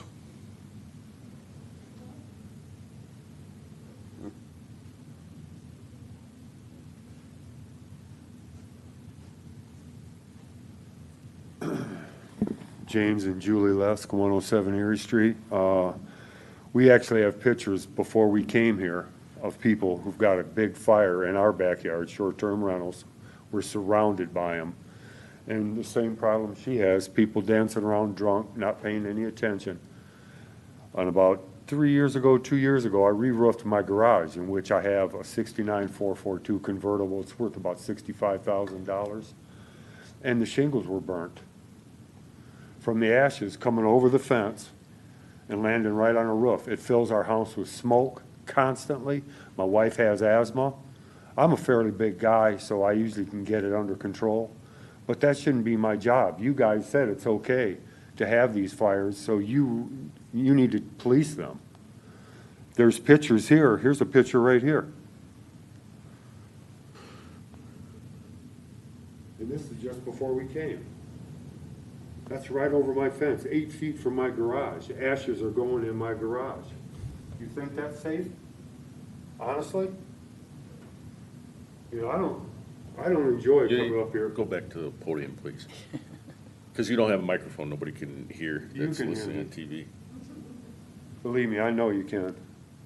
And it's ridiculous. I don't even know how you pass that. This is a city. It's not out of a campground or a country place. You know, we live on our block. There's 4 families that live there full time. The rest are all short-term rentals. They come here for one thing and one thing only, to get drunk and be loud. It's so terrible at night at 2 or 3 o'clock in the morning. And then I call the city police and they never show up, because I believe they don't want to step on somebody's toes. Now, who's liable when my garage catches fire and burns that car up? You, because you okayed it? You're the ones that said, hey, it's totally safe. And it does fill our home full of smoke. Yep. Like, here's plumes coming over the fence. Just before we Just got before here. we got here, and thank God the wind's going this way, it would fill my home. And I struggled terrible with asthma. And I've had to go over there many times and beg those people, please put it out or move it, because it's filling my house. I invite them over to my home. You know, I said, because I'm getting ready to go to the hospital because I can't breathe anymore. And so it's just been a really struggle for quite some time. And they don't care what they put in their fires. No. Plastic cups, the smell when we left The to beer come here cups. was horrible. the garbage that they're Yeah. producing in the backyard. They don't care goes what right they put the in these burner. fires. You can see there's no lid on it. Is it not supposed to be enclosed? It's not. The stuff's coming right over the fence. All right. Anything else? Thank you. Thank you. Thank you. Next. That is the number one problem I hear about is the smoke coming in the open windows. Yeah. Mary Lynn Boogie, 70 Gabriel Drive. In the report, staff report, it says staff recognizes that members of the public may desire more thorough review, et cetera, and recommends pursuing that undertaking as part of the comprehensive review of the zoning ordinance. And then it also goes on to say that by changing it as recommended, this will allow for the installation of permanent structures on many city lots. As you're hearing, we don't want it.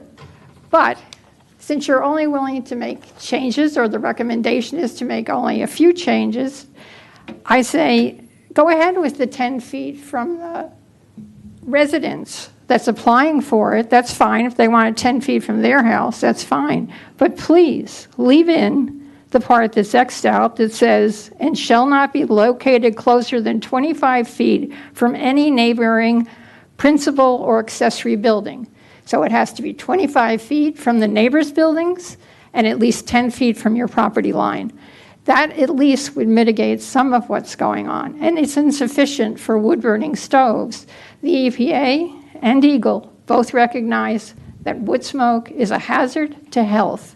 Having a fire pit is a want. Having your health is a need. And you're here to make sure that this community is healthy. Thank you.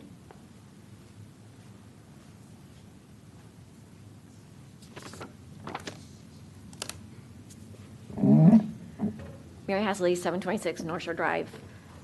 As I have objected to since this came before you guys last year, I do not believe that it's proper to treat all the fuels the same and to ignore the elephant in the room with the portable fire pits. And in fact, the city council directive was to include looking at the fuel source and also portable.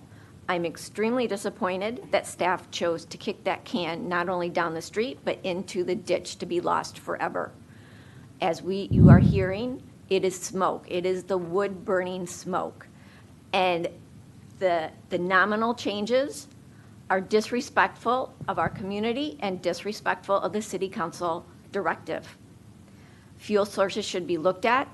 I agree with the other comments that if they want something that close to their home, that is fine. I do believe 10 feet with a natural fuel source, being the propane or natural gas, for barbecues is fine.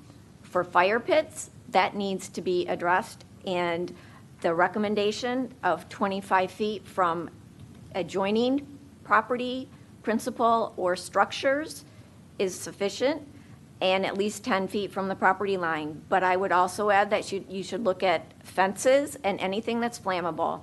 I submitted a fairly lengthy email yesterday with hyperlinks with regard to what they look at, and 15 and 25 feet were common. At least 25 feet was recommended for fire pits. It's incumbent to look at the type of fuel and the impact on our health. Failure to distinguish between those is not advancing things to protect our health, safety, and welfare, and I certainly hope more is done on this before it's put for a vote.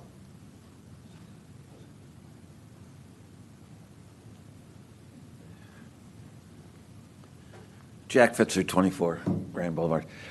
I was thinking that I need a fire pit right now, right here, because it's so cold back there. I'm starting to shiver. I'm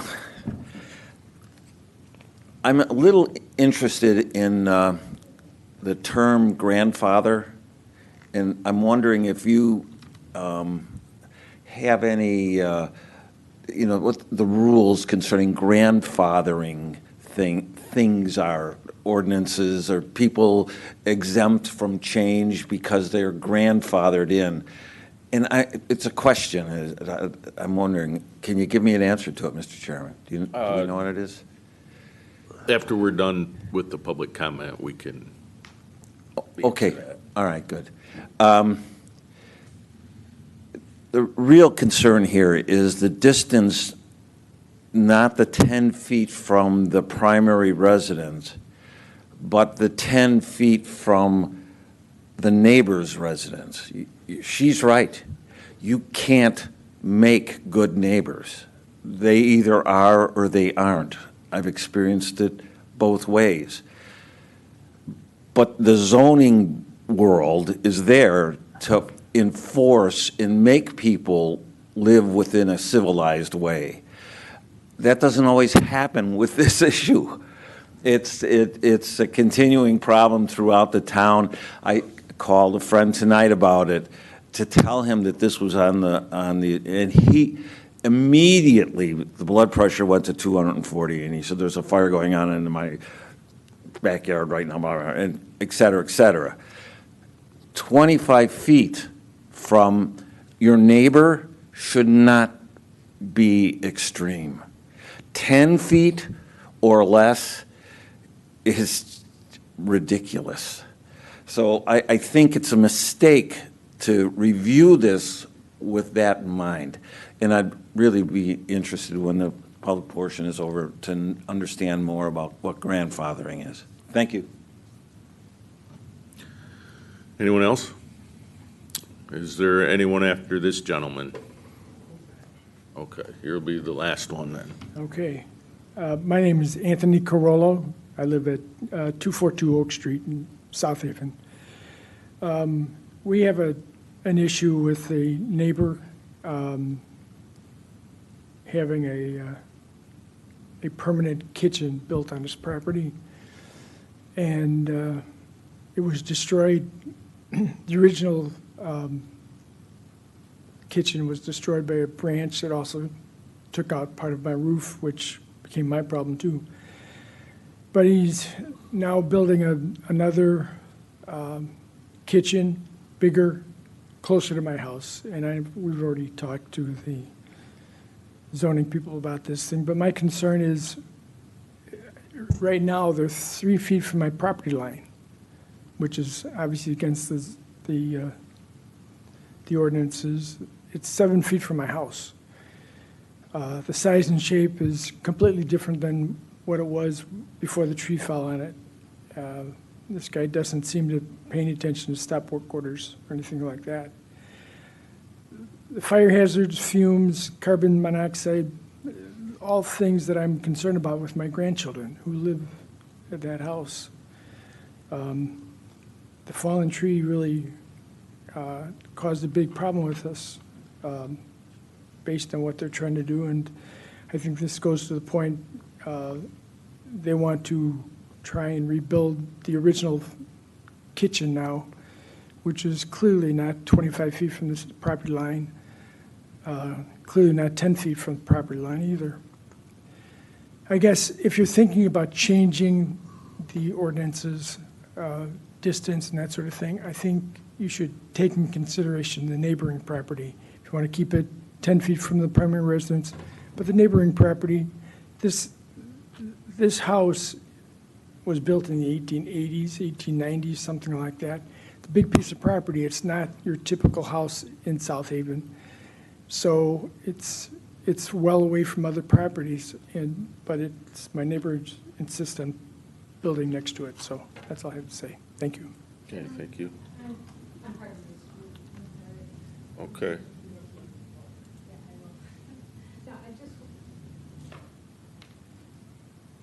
Do you need help? I can give you Larry's conveyance over here. My name is Mary Pat Carollo, and I own the home with my husband. And I do want to mention that this project, this rebuild, had been started without a permit. And they are they have a gated in front of their house. So, I mean, it's very secluded where it's being done, except that it's much closer to our property, 3 feet and 7 feet from not our property line, but our house, 7 feet. The bedroom window where the grandchildren, when they visit, sleep, okay? this is a L-shaped, very large, permanent structure. They have ignored stop work orders on a number of occasions. Rick Loper has come out, and the city is doing, what they can, I assume, within their means. But I think when you're talking about having less restrictions on all this, it's unbelievable, It's just, I'm just sorry about the whole thing. And we've had good terms with these neighbors. We've never had an issue about anything. And when the original fire pit or outdoor kitchen and, I guess fireplace was there, it didn't bother us. But when you move things closer and change and go ahead without even permission to do something, that's it. But thank you for your time. I appreciate it. It's a long night for you guys. Thank you. Yes, next. I said I wasn't going to do this, but I am. Sorry. My name's Rosemary Fitzer, and I live at 24.5 Grand Boulevard. And I'm just listening to all this, and I've read these things and become recently aware it's pretty obvious who likes it, who doesn't like it. But I'm starting to ask myself, and I want to ask you, what is the genesis, what is the reason that we're considering changing these regulations and making them not stricter but less strict? And it seems to me that the outcome, if you do vote the way it's currently written, is basically that we're going to allow people with less property to have fire pits. Those who can't do that now because they can't have it that far from their house. They don't care, apparently, from the sound of it, how far it is from their neighbor's house. But so what caused the city council and now you to even consider doing that? And if you're kind of leaning on the way of, let's let them put it in a more crowded situation, are we looking out for the benefit of the people that live in this town and belong in this town? Or are we looking at the benefit of people, what I keep hearing from so many of my friends, growing problem on the south side, what used to be neighbors are now businesses, short-term rentals. There's probably somebody out there somewhere that just really wants a fire pit in his tiny yard and he's a good neighbor, but who we help by making these changes are the people from out of town that come in here for a vacation and the people that make money off of that. And we all know we want to have rentals, and the vacation business is important here, but really when it comes to this kind of thing and a kind of a drastic effect it has on the people who live here all year long, what is the reason that we're even thinking of doing this? Thank you. Okay, thank you. Anybody else? Okay, seeing none, I'm going to hop to you real quick, Griffin. And it'd probably be a good little summation just for everybody, to reminder, when you hear the term grandfather, how does that affect different things in the city? Well, I think probably the easiest way to describe it is... Because you're on the spot now. Sure. So. Well, and I will say, so just real simple. You don't have to... Grandfathering is bluntly an out-of-date term for a legally non-conforming use. So that is a use that was legal at the time that it was built or installed or put in place, and through some process or time afterward, an ordinance was changed, making it no longer compliant. But because it was built prior to that change, it is considered legally non-conforming. Legally non-conforming uses can remain legally non-conforming moving forward, and then most ordinance will have specific conditions on how they can be repaired, how they can be replaced, if they can be expanded, so on and so forth. Ultimately, with the goal of zoning ordinances over time is to bring non-conforming uses into compliance. Yeah, and probably a good example of that would be, let's say, some of these garden sheds that are in the backyard. They're kind of permanent, but not, and they're built too close to a lot line, and a tree branch falls, and they want to put another one up, but now they have to move it back, with the setback. That's a good example. And if I can add, Mr. Chairman, to another one of the questions about why this item was brought before you all, just as a friendly reminder for those in the audience or those listening at home, there were requests made by several local businesses and local residents that brought to the city council requesting that this ordinance be reexamined. The city council considered those requests and made a motion to direct this ordinance back to the Planning Commission for further review. Those meeting packets with some of those specific communications are still going to be available on the website. I can't speak to individual ones off the top of my head, but where this initiated was with requests from local businesses and local residents being brought to the City Council. Right. Okay. So now we've heard staff's summary, you've heard citizens, and what do you want to do with this item? You want to give more feedback to staff? I'd like to give some feedback to staff and have it come back primarily. Okay. Primarily, my biggest issue, and I think what was presented to us had to do with the differences in the fuel sources. And I'm thinking that, if Jim and Julie and Elaine had neighbors that had gas fire pits, there wouldn't be any smoke. There wouldn't be, some billowing out over and potentially damaging. And Elaine would only have to put up with the religious rites that some Wiccan group was doing around, the campfire. So I think that would be helpful. And I think that's why it was presented back. I think what we put together and got the feedback from Shays is awesome.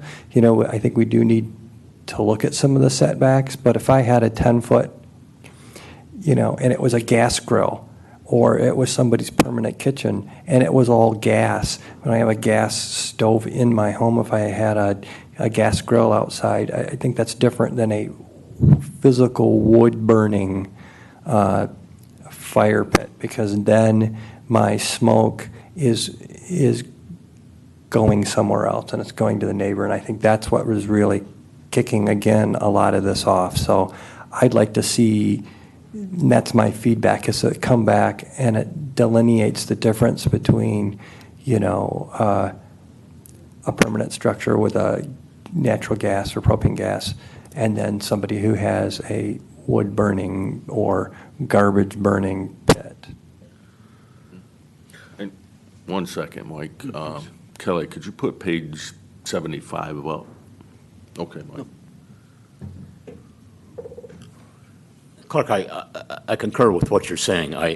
My position's been clear from the very beginning. I think one of the issues that we have is it's hard to put a citywide ordinance, one size fits all, for the variety of properties we have in this town. Mm-hmm. I cannot imagine allowing a 10-foot separation between my property and that fire pit on our lot. I'm thrilled that the issue that I've talked about before, where the fire pit was burning construction material and all that, I'm thrilled that that property sold and has now been sold to permanent residents. We can say, don't do that, and they're not.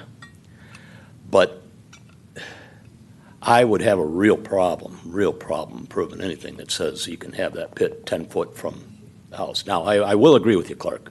I think the primary issue I was concerned with was fuel source.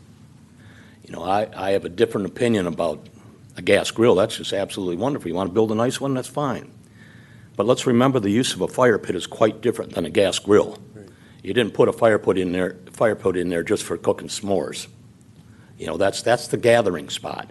And if you got a tiny little backyard and that's 10 feet from your property line, that tends to get a little noisy too. Now, I know we got noise ordinances, I know we got smoke ordinances, but as we've heard from the residents, those are not always enforced.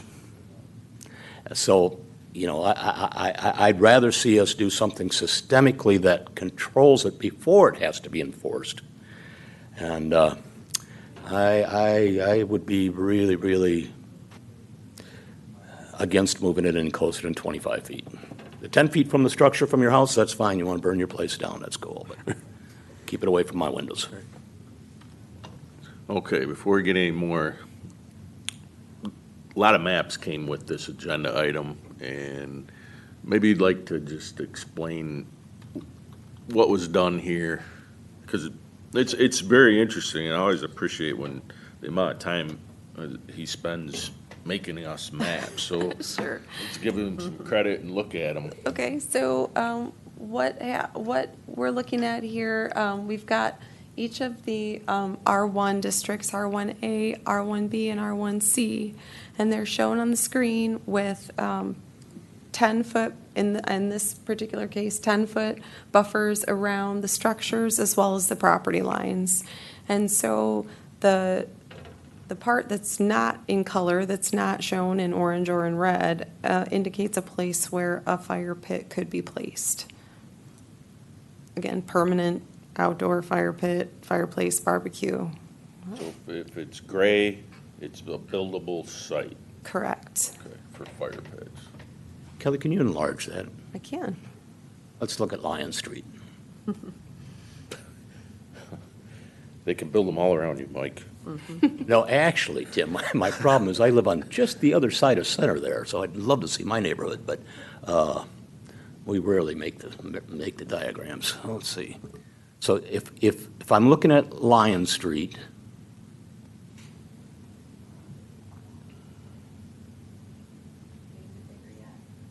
yeah, I'm old.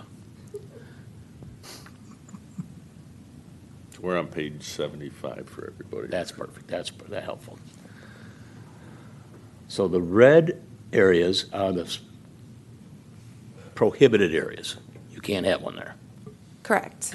Those are the houses, structures. Red and orange. So if I look at the gray, let's look at the on Edgell there. Mid block between Kalamazoo and Center. Okay. There's that one that's got a lot of gray. In here. It's a The vacant lot.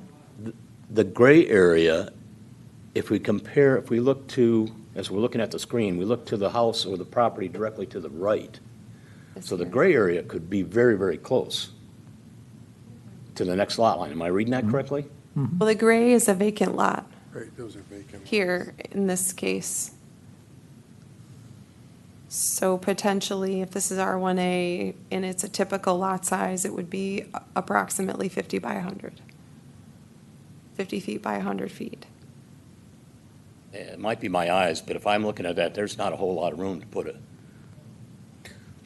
Wherever you see red, Mike, it basically is a dwelling, and within that lot, if you see it's gray, that's where a fire pit could be put, if it's under these rules.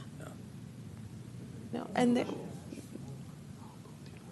there are some imperfections, he's didn't grab every possible No, structure. It was No, just meant to be I get the a intent. It's tool. just not, it's not resonating with me. That's fine. That's why I have a BA, not a BS. I mean, it would take time to outline every single house. He had to do each one of these, so.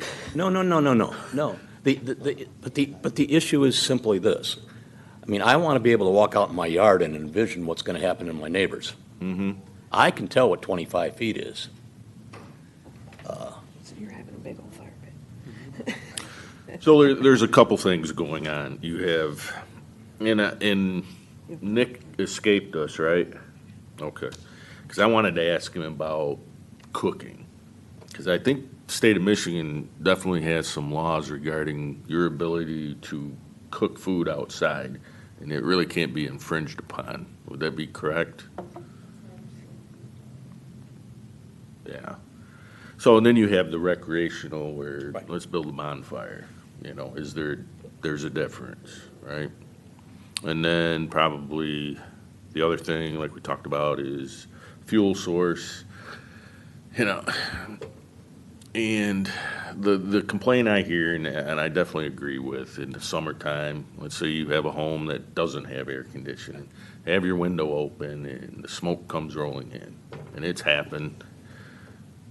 So do you say something like, well, all right, no recreational fire pits can be used in the really hot summer months, but it's used the rest of the time? I mean, is that an option?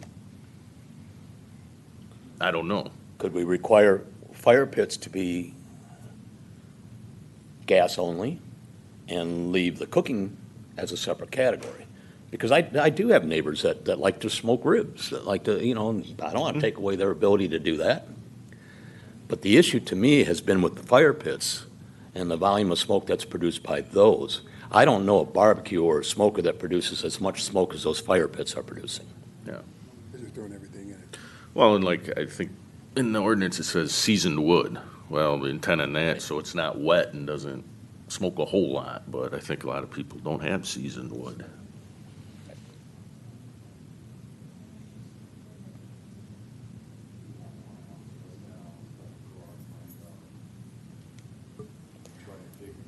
So Part what of do the you think? concern from staff's perspective is that it's very difficult to find comparable zoning ordinances. We very quickly dip into the realm of code. And other communities that we find that are regulating fire pits, fireplaces, these types of structures are doing it through the regulatory code, not through the zoning ordinance. And I think at some point it's worth having the discussion of whether we're asking the zoning ordinance to do more than it's intended to. That makes sense. We are. What do you think, George? You're the city councilman here. Well, after hearing some of the public comments, I'm kind of leaning toward the fact that, yeah, having something 10 foot from your house is acceptable, but probably not 10 foot to an adjacent property. So I'd be good with that modification.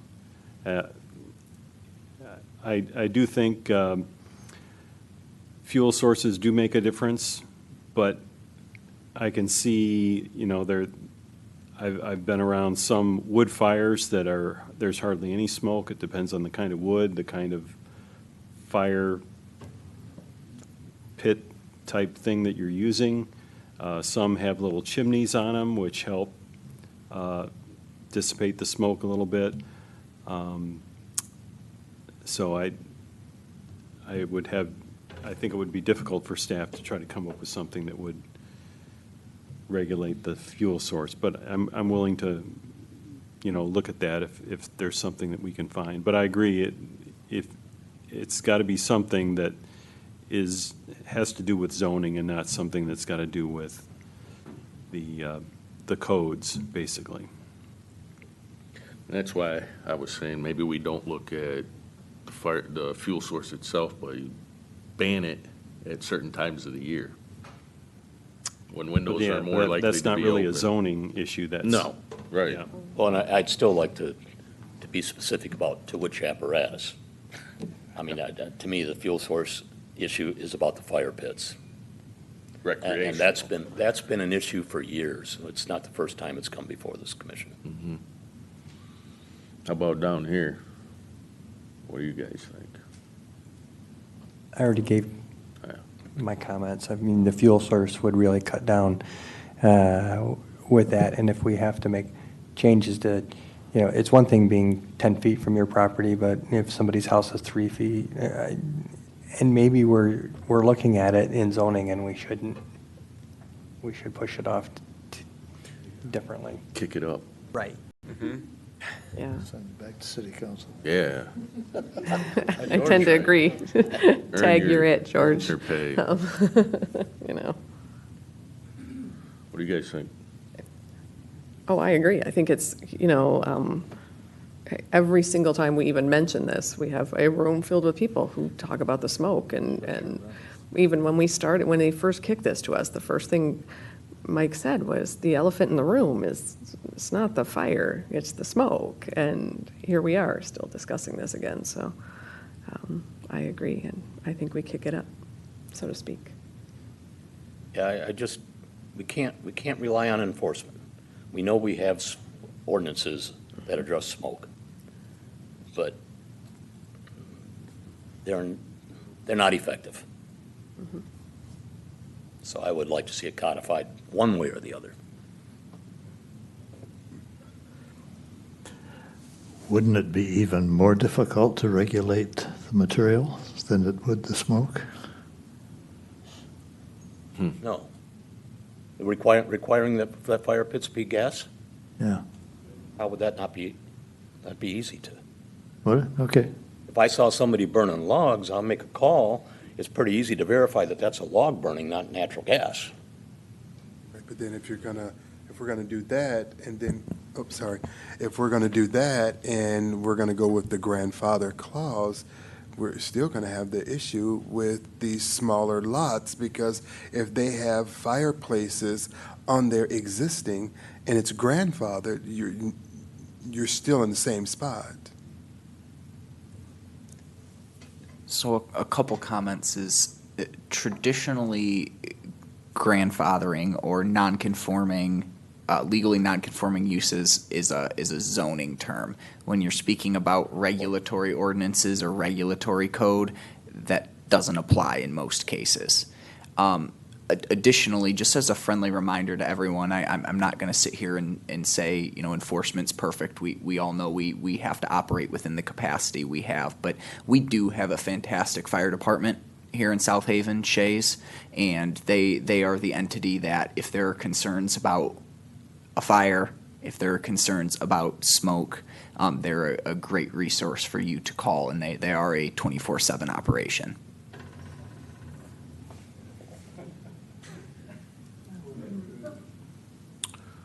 All right, so what do you guys want to do with this item? Discuss it more, make some changes, or set a public hearing?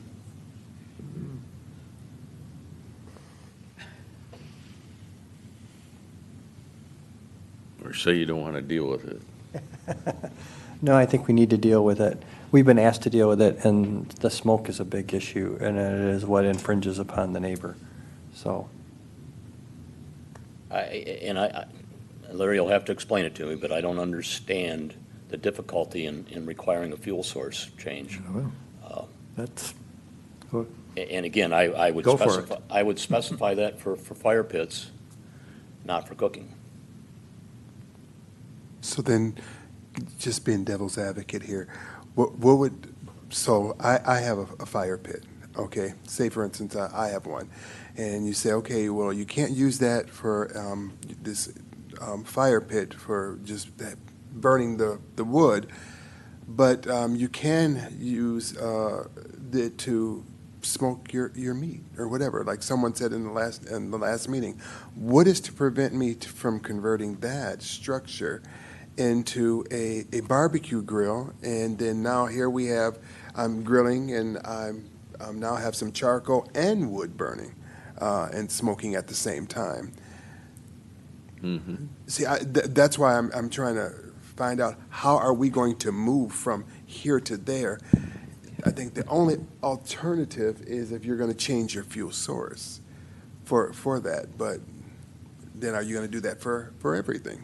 Because I have a neighbor that, I mean, it seems like every other weekend he's, smoking all kind of meats. Now, it attracts me, but but that may not attract everyone. But I was sharing with her, I own 4.5 lots for my property.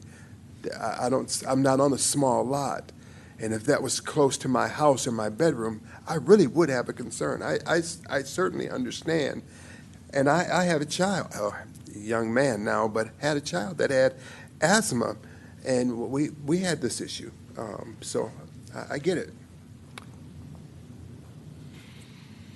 And when it comes to smoke, it depends on the velocity of the wind and direction of the wind in any given day, too. Right. So that's footage is important for maybe some fire safety from the fire jumping, but as far as smoke, it'll go all over.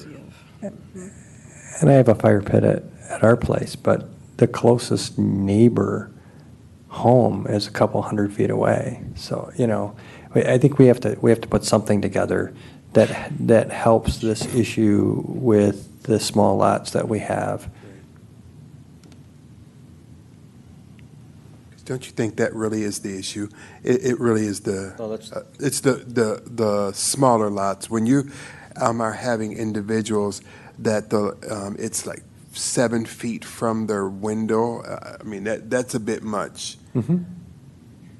Well, and that's, if you recall, that's where I started my comments. I mean, the problem is you can't have one ordinance for every lot in town. Things change. It's what might be, I envy having 4 lots. You know, I got enough room. I got this much room. I love that I have good neighbors because I can have my coffee while I'm doing my dishes and talk to them in their kitchen in a normal voice. You know, but I have good neighbors, and I'm thrilled with that. But when you throw in a neighbor that wants to do a fire pit and wants to do smoke, now I got a real issue, because that's not the kind of communication I want. I don't want to do smoke signals with my neighbors. I'd rather talk to them. So I think we do need to take into consideration the distance issue. And, you know, it sounds like I'm running down a losing battle on the fuel source, but that's a heck of a way to stop a lot of smoke from coming in. Distance doesn't affect the smoke. I think distance has more to do with fire safety. Well, then let's say embers. That has a lot to do with distance and fire.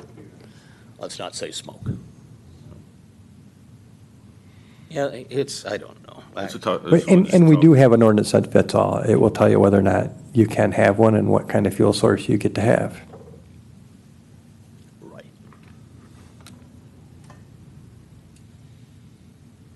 Okay, so what do you want to do with this one?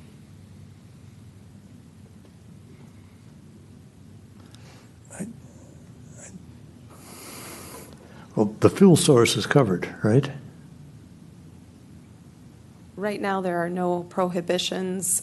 Not in the zoning ordinance. In the zoning ordinance, there are some specifications that, you know, burning trash is prohibited and those sorts of things. We can burn specific types of wood, gas, and propane. Okay, But it doesn't prohibit burning wood. Okay, but in the code of ordinances, that's not covered at all? Correct. Okay. Well, then we need to put something in the ordinance to prohibit wood. That's what you're suggesting? In fire pits. In fire pits.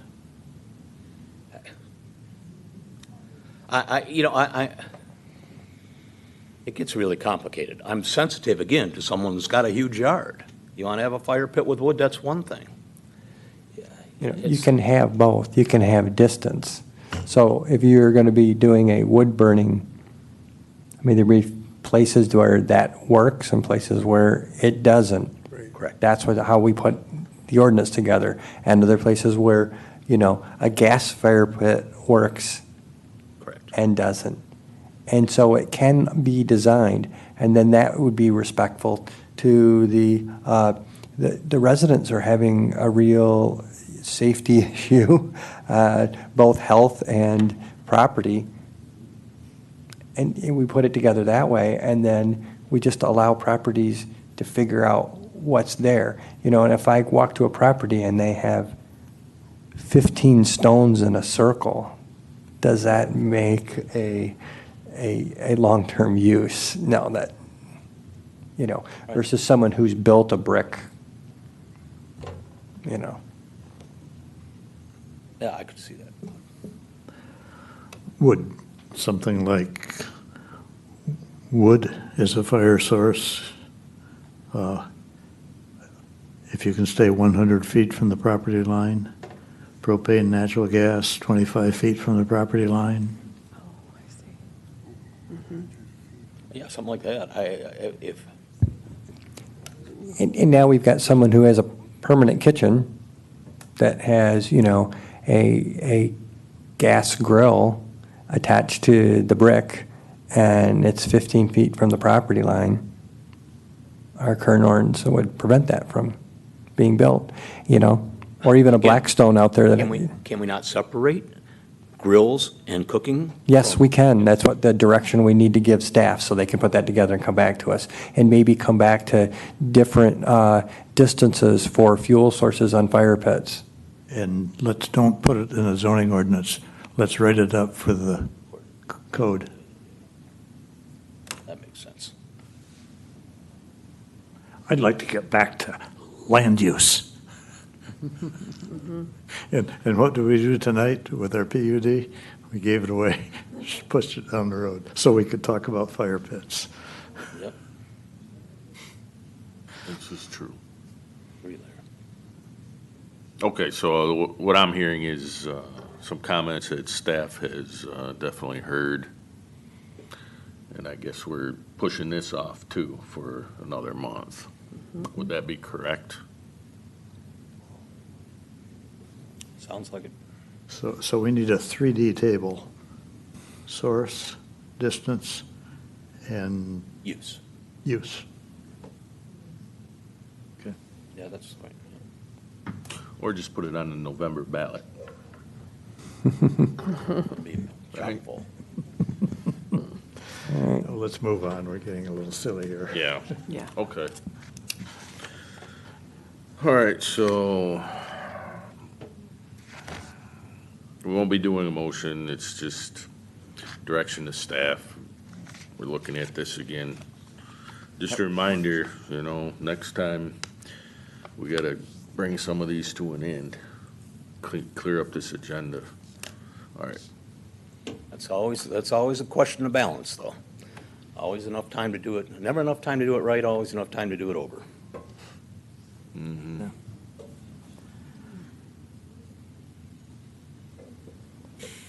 Any other last minute instructions regarding this? No? Okay. Yes. Are you thinking you'd like to see it at the next meeting, or are you thinking you'd rather talk about it in a workshop before it comes back on your regular agenda? I'd rather do a workshop, but the problem with that is, for that workshop, I'd rather it be in the fall. Just because I don't have time. Or we can do an ad hoc committee of a few people to work with staff on it.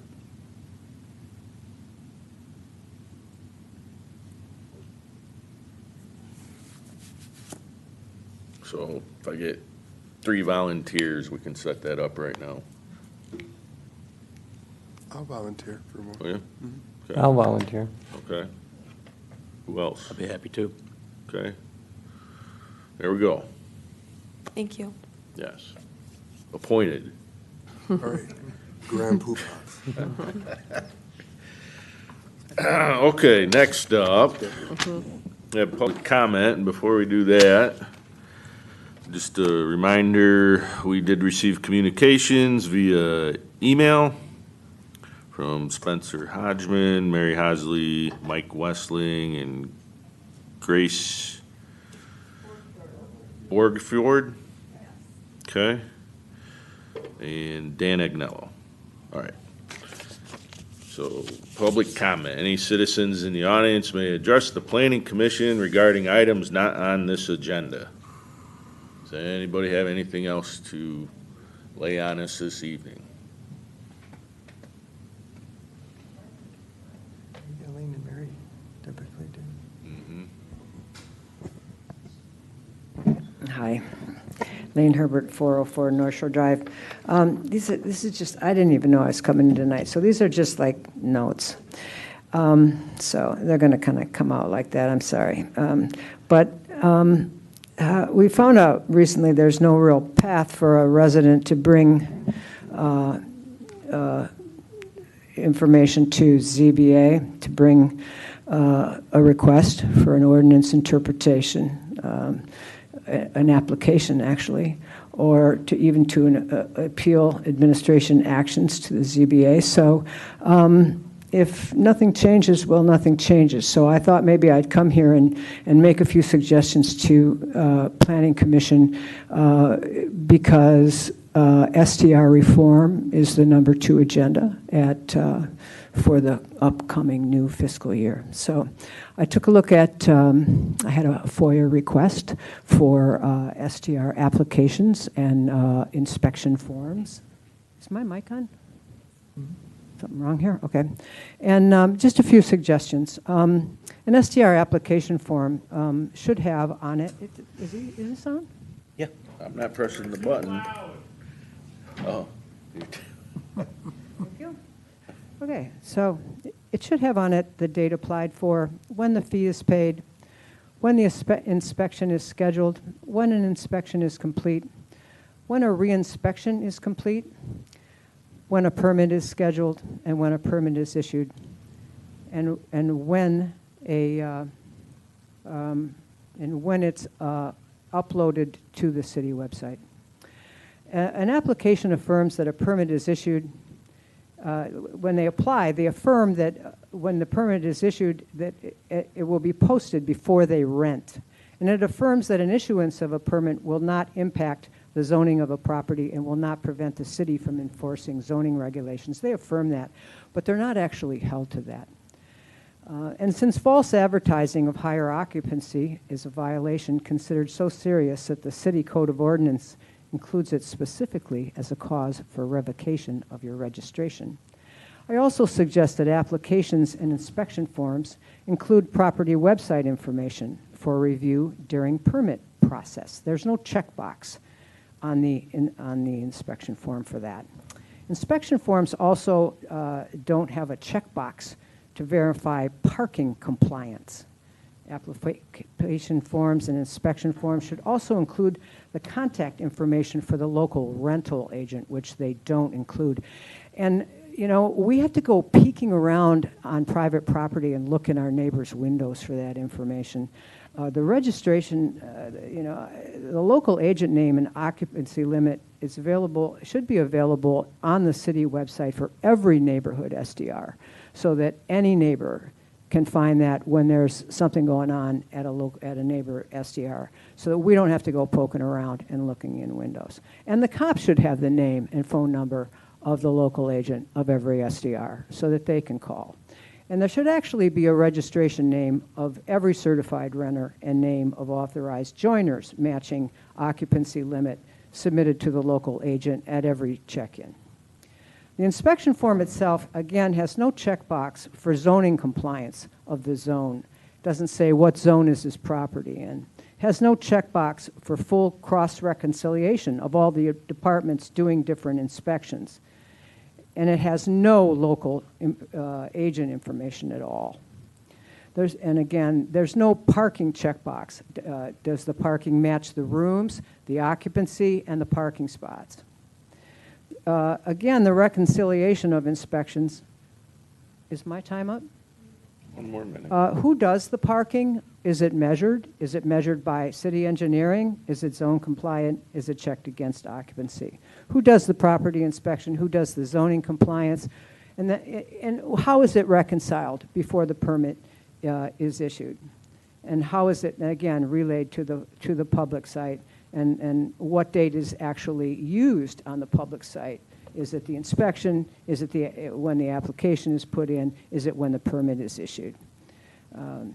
And again, issuing permits, all items are processed, and then a compliant inspection is approved and payments submitted. That's what they affirm they're going to do.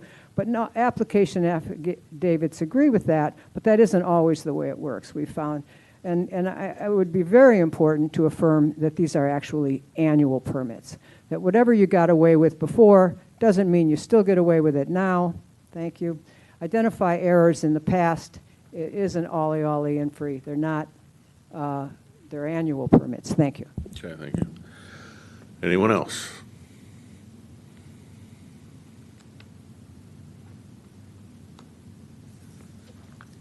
Mary Hasley, 726 North Shore Drive. I would just encourage you, if you didn't watch the ZBA meeting last week, to do, last month, the most recent ZBA meeting, to do that. There was a presentation from an MSU extension person with regard to obligations of the ZBA. He gave some very good information that I think would apply to any appointed board. we were even allowed to ask questions, and he answered them. And it was, I think, very helpful. And it should be in the ZBA packet, a link to his material. And the question I asked was about staff talking with the appointed board members before meetings. And he said that's all fine and good, but you really should put those discussions on the record so that the reasoning for the decisions and the questions that you may have had and resolved by the staff are put on the record so that the public who was not party to those discussions understands the decisions that you as appointed board members made and the basis of those, other than what we've heard at the meeting. Thank you. Anyone else? Okay, seeing none. Any staff comments? I do, and I'll be quite brief. I know we've had a long meeting this evening, but excited to share a couple updates with you all. First off, just because this one will be directly involving you all at some point in the future, on Tuesday's City Council meeting, City Council approved a contract from Williams & Works, a West Michigan-based planning and engineering firm, to lead an update process of the zoning ordinance. To support this work, the city received $30,000 in funds from the MEDC, which is really exciting. This effort is an attempt to improve efficiency and transparency within the city of South Haven when it comes to the zoning ordinance. The goal of this is to create a more comprehensive, modern, and user-friendly zoning ordinance for developers, the public, and staff. We anticipate that this work will take between 12 and 24 months. It's going to start with work being done by staff and an internal committee, and we'll move on to recommendations to the Planning Commission. At that point, you all will have an opportunity to review. The public will be able to weigh in and move forward from there. But at this point, just want to bring that all to your attention. That's going to be quite a large undertaking that we will all be going through over the next year or so. There is more information on that on the city's website if anyone's interested. In addition to that, alluded to a little bit earlier, that we're going to be asking if you all are available for a workshop, preferably before the August meeting, but if not, if there's another time or date that works for you all, the Michigan Maritime Museum is requesting feedback on their draft parking plan associated with their building renovations. For many of you who were around at that time, one of the conditions that was put on their project was before any special events or any events could be hosted at their new facility, a parking and shuttle plan needed to be approved by the Planning Commission. They are looking for some feedback from you all on their draft plan. Okay. My only other comment is just to thank our team. We've got a great team that's working real hard through a number of different things, and just always want to give them a lot of credit for all the hard work, particularly Kelly, who leads their effort. But I'll just listen to any comments regarding a special meeting or a workshop. Otherwise, we'll find another way to coordinate that. But they're hoping at some point in August. Is that parking plan developed, or are they still working on it? City staff has seen a rough draft and provided some feedback based on the conditions that were put in place by the Planning Commission, and they're looking to bring what they have before you all. Okay, thank you.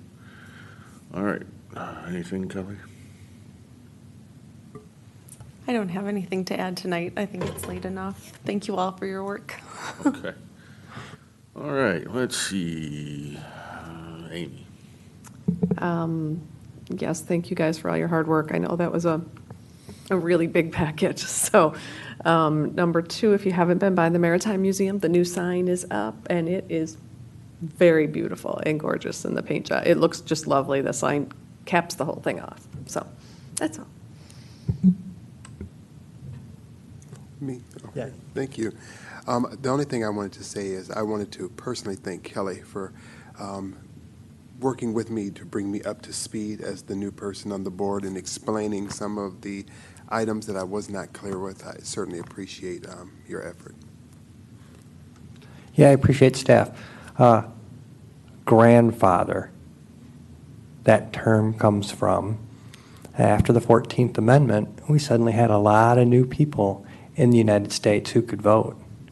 So to restrict voting, they made a rule that if your grandfather voted, you got to vote.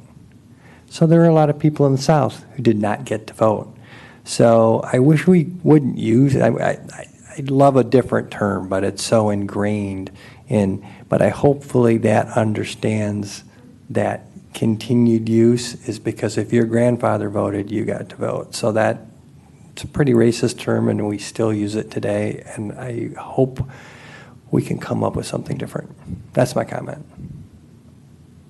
Almost like you're back in city council with those kinds of comments. Okay, Larry? Well, this was a heavy meeting. Staff, thank you very much for a lot of detailed work. Didn't get a chance to welcome you last month, Daryl, but welcome aboard. I heard some expression tonight about this PUD being complicated, and PUDs sure are complicated. There's no easy way about it. You'll learn that quickly, I'm sure. So just we all work through them, and we'll all help you. Thank you. No comments. Thanks to the staff, but thanks to you all too. Larry, I'm glad you're back. And continue to be my teacher, Tim, as well. So I just appreciate the interchange, the interaction with you all. Hopefully it makes me a better commissioner and we get our work done. Thank you. Yeah, we've got a very, very good group, a lot of communication. Sometimes with these boards, you only get a couple, and I think everybody does a lot of input, and that helps drive the ball forward. Very good. Okay, with that, the only thing, we have the ad hoc committee. Kelly will contact you, and we'll look forward to your, it's going to be before the next meeting, and hopefully you'll have something you can bring to us and we can work with it and get that off the agenda, or at least send it back to city council. I'll give it to George. All right, so I don't think I have anything else. I'll entertain a motion to adjourn. Mr. Chairman, I move we adjourn. Second. It's been moved and supported to adjourn. Any discussion on that motion? Okay, all in favor, please say aye. Aye. All opposed, motion to adjourn is approved.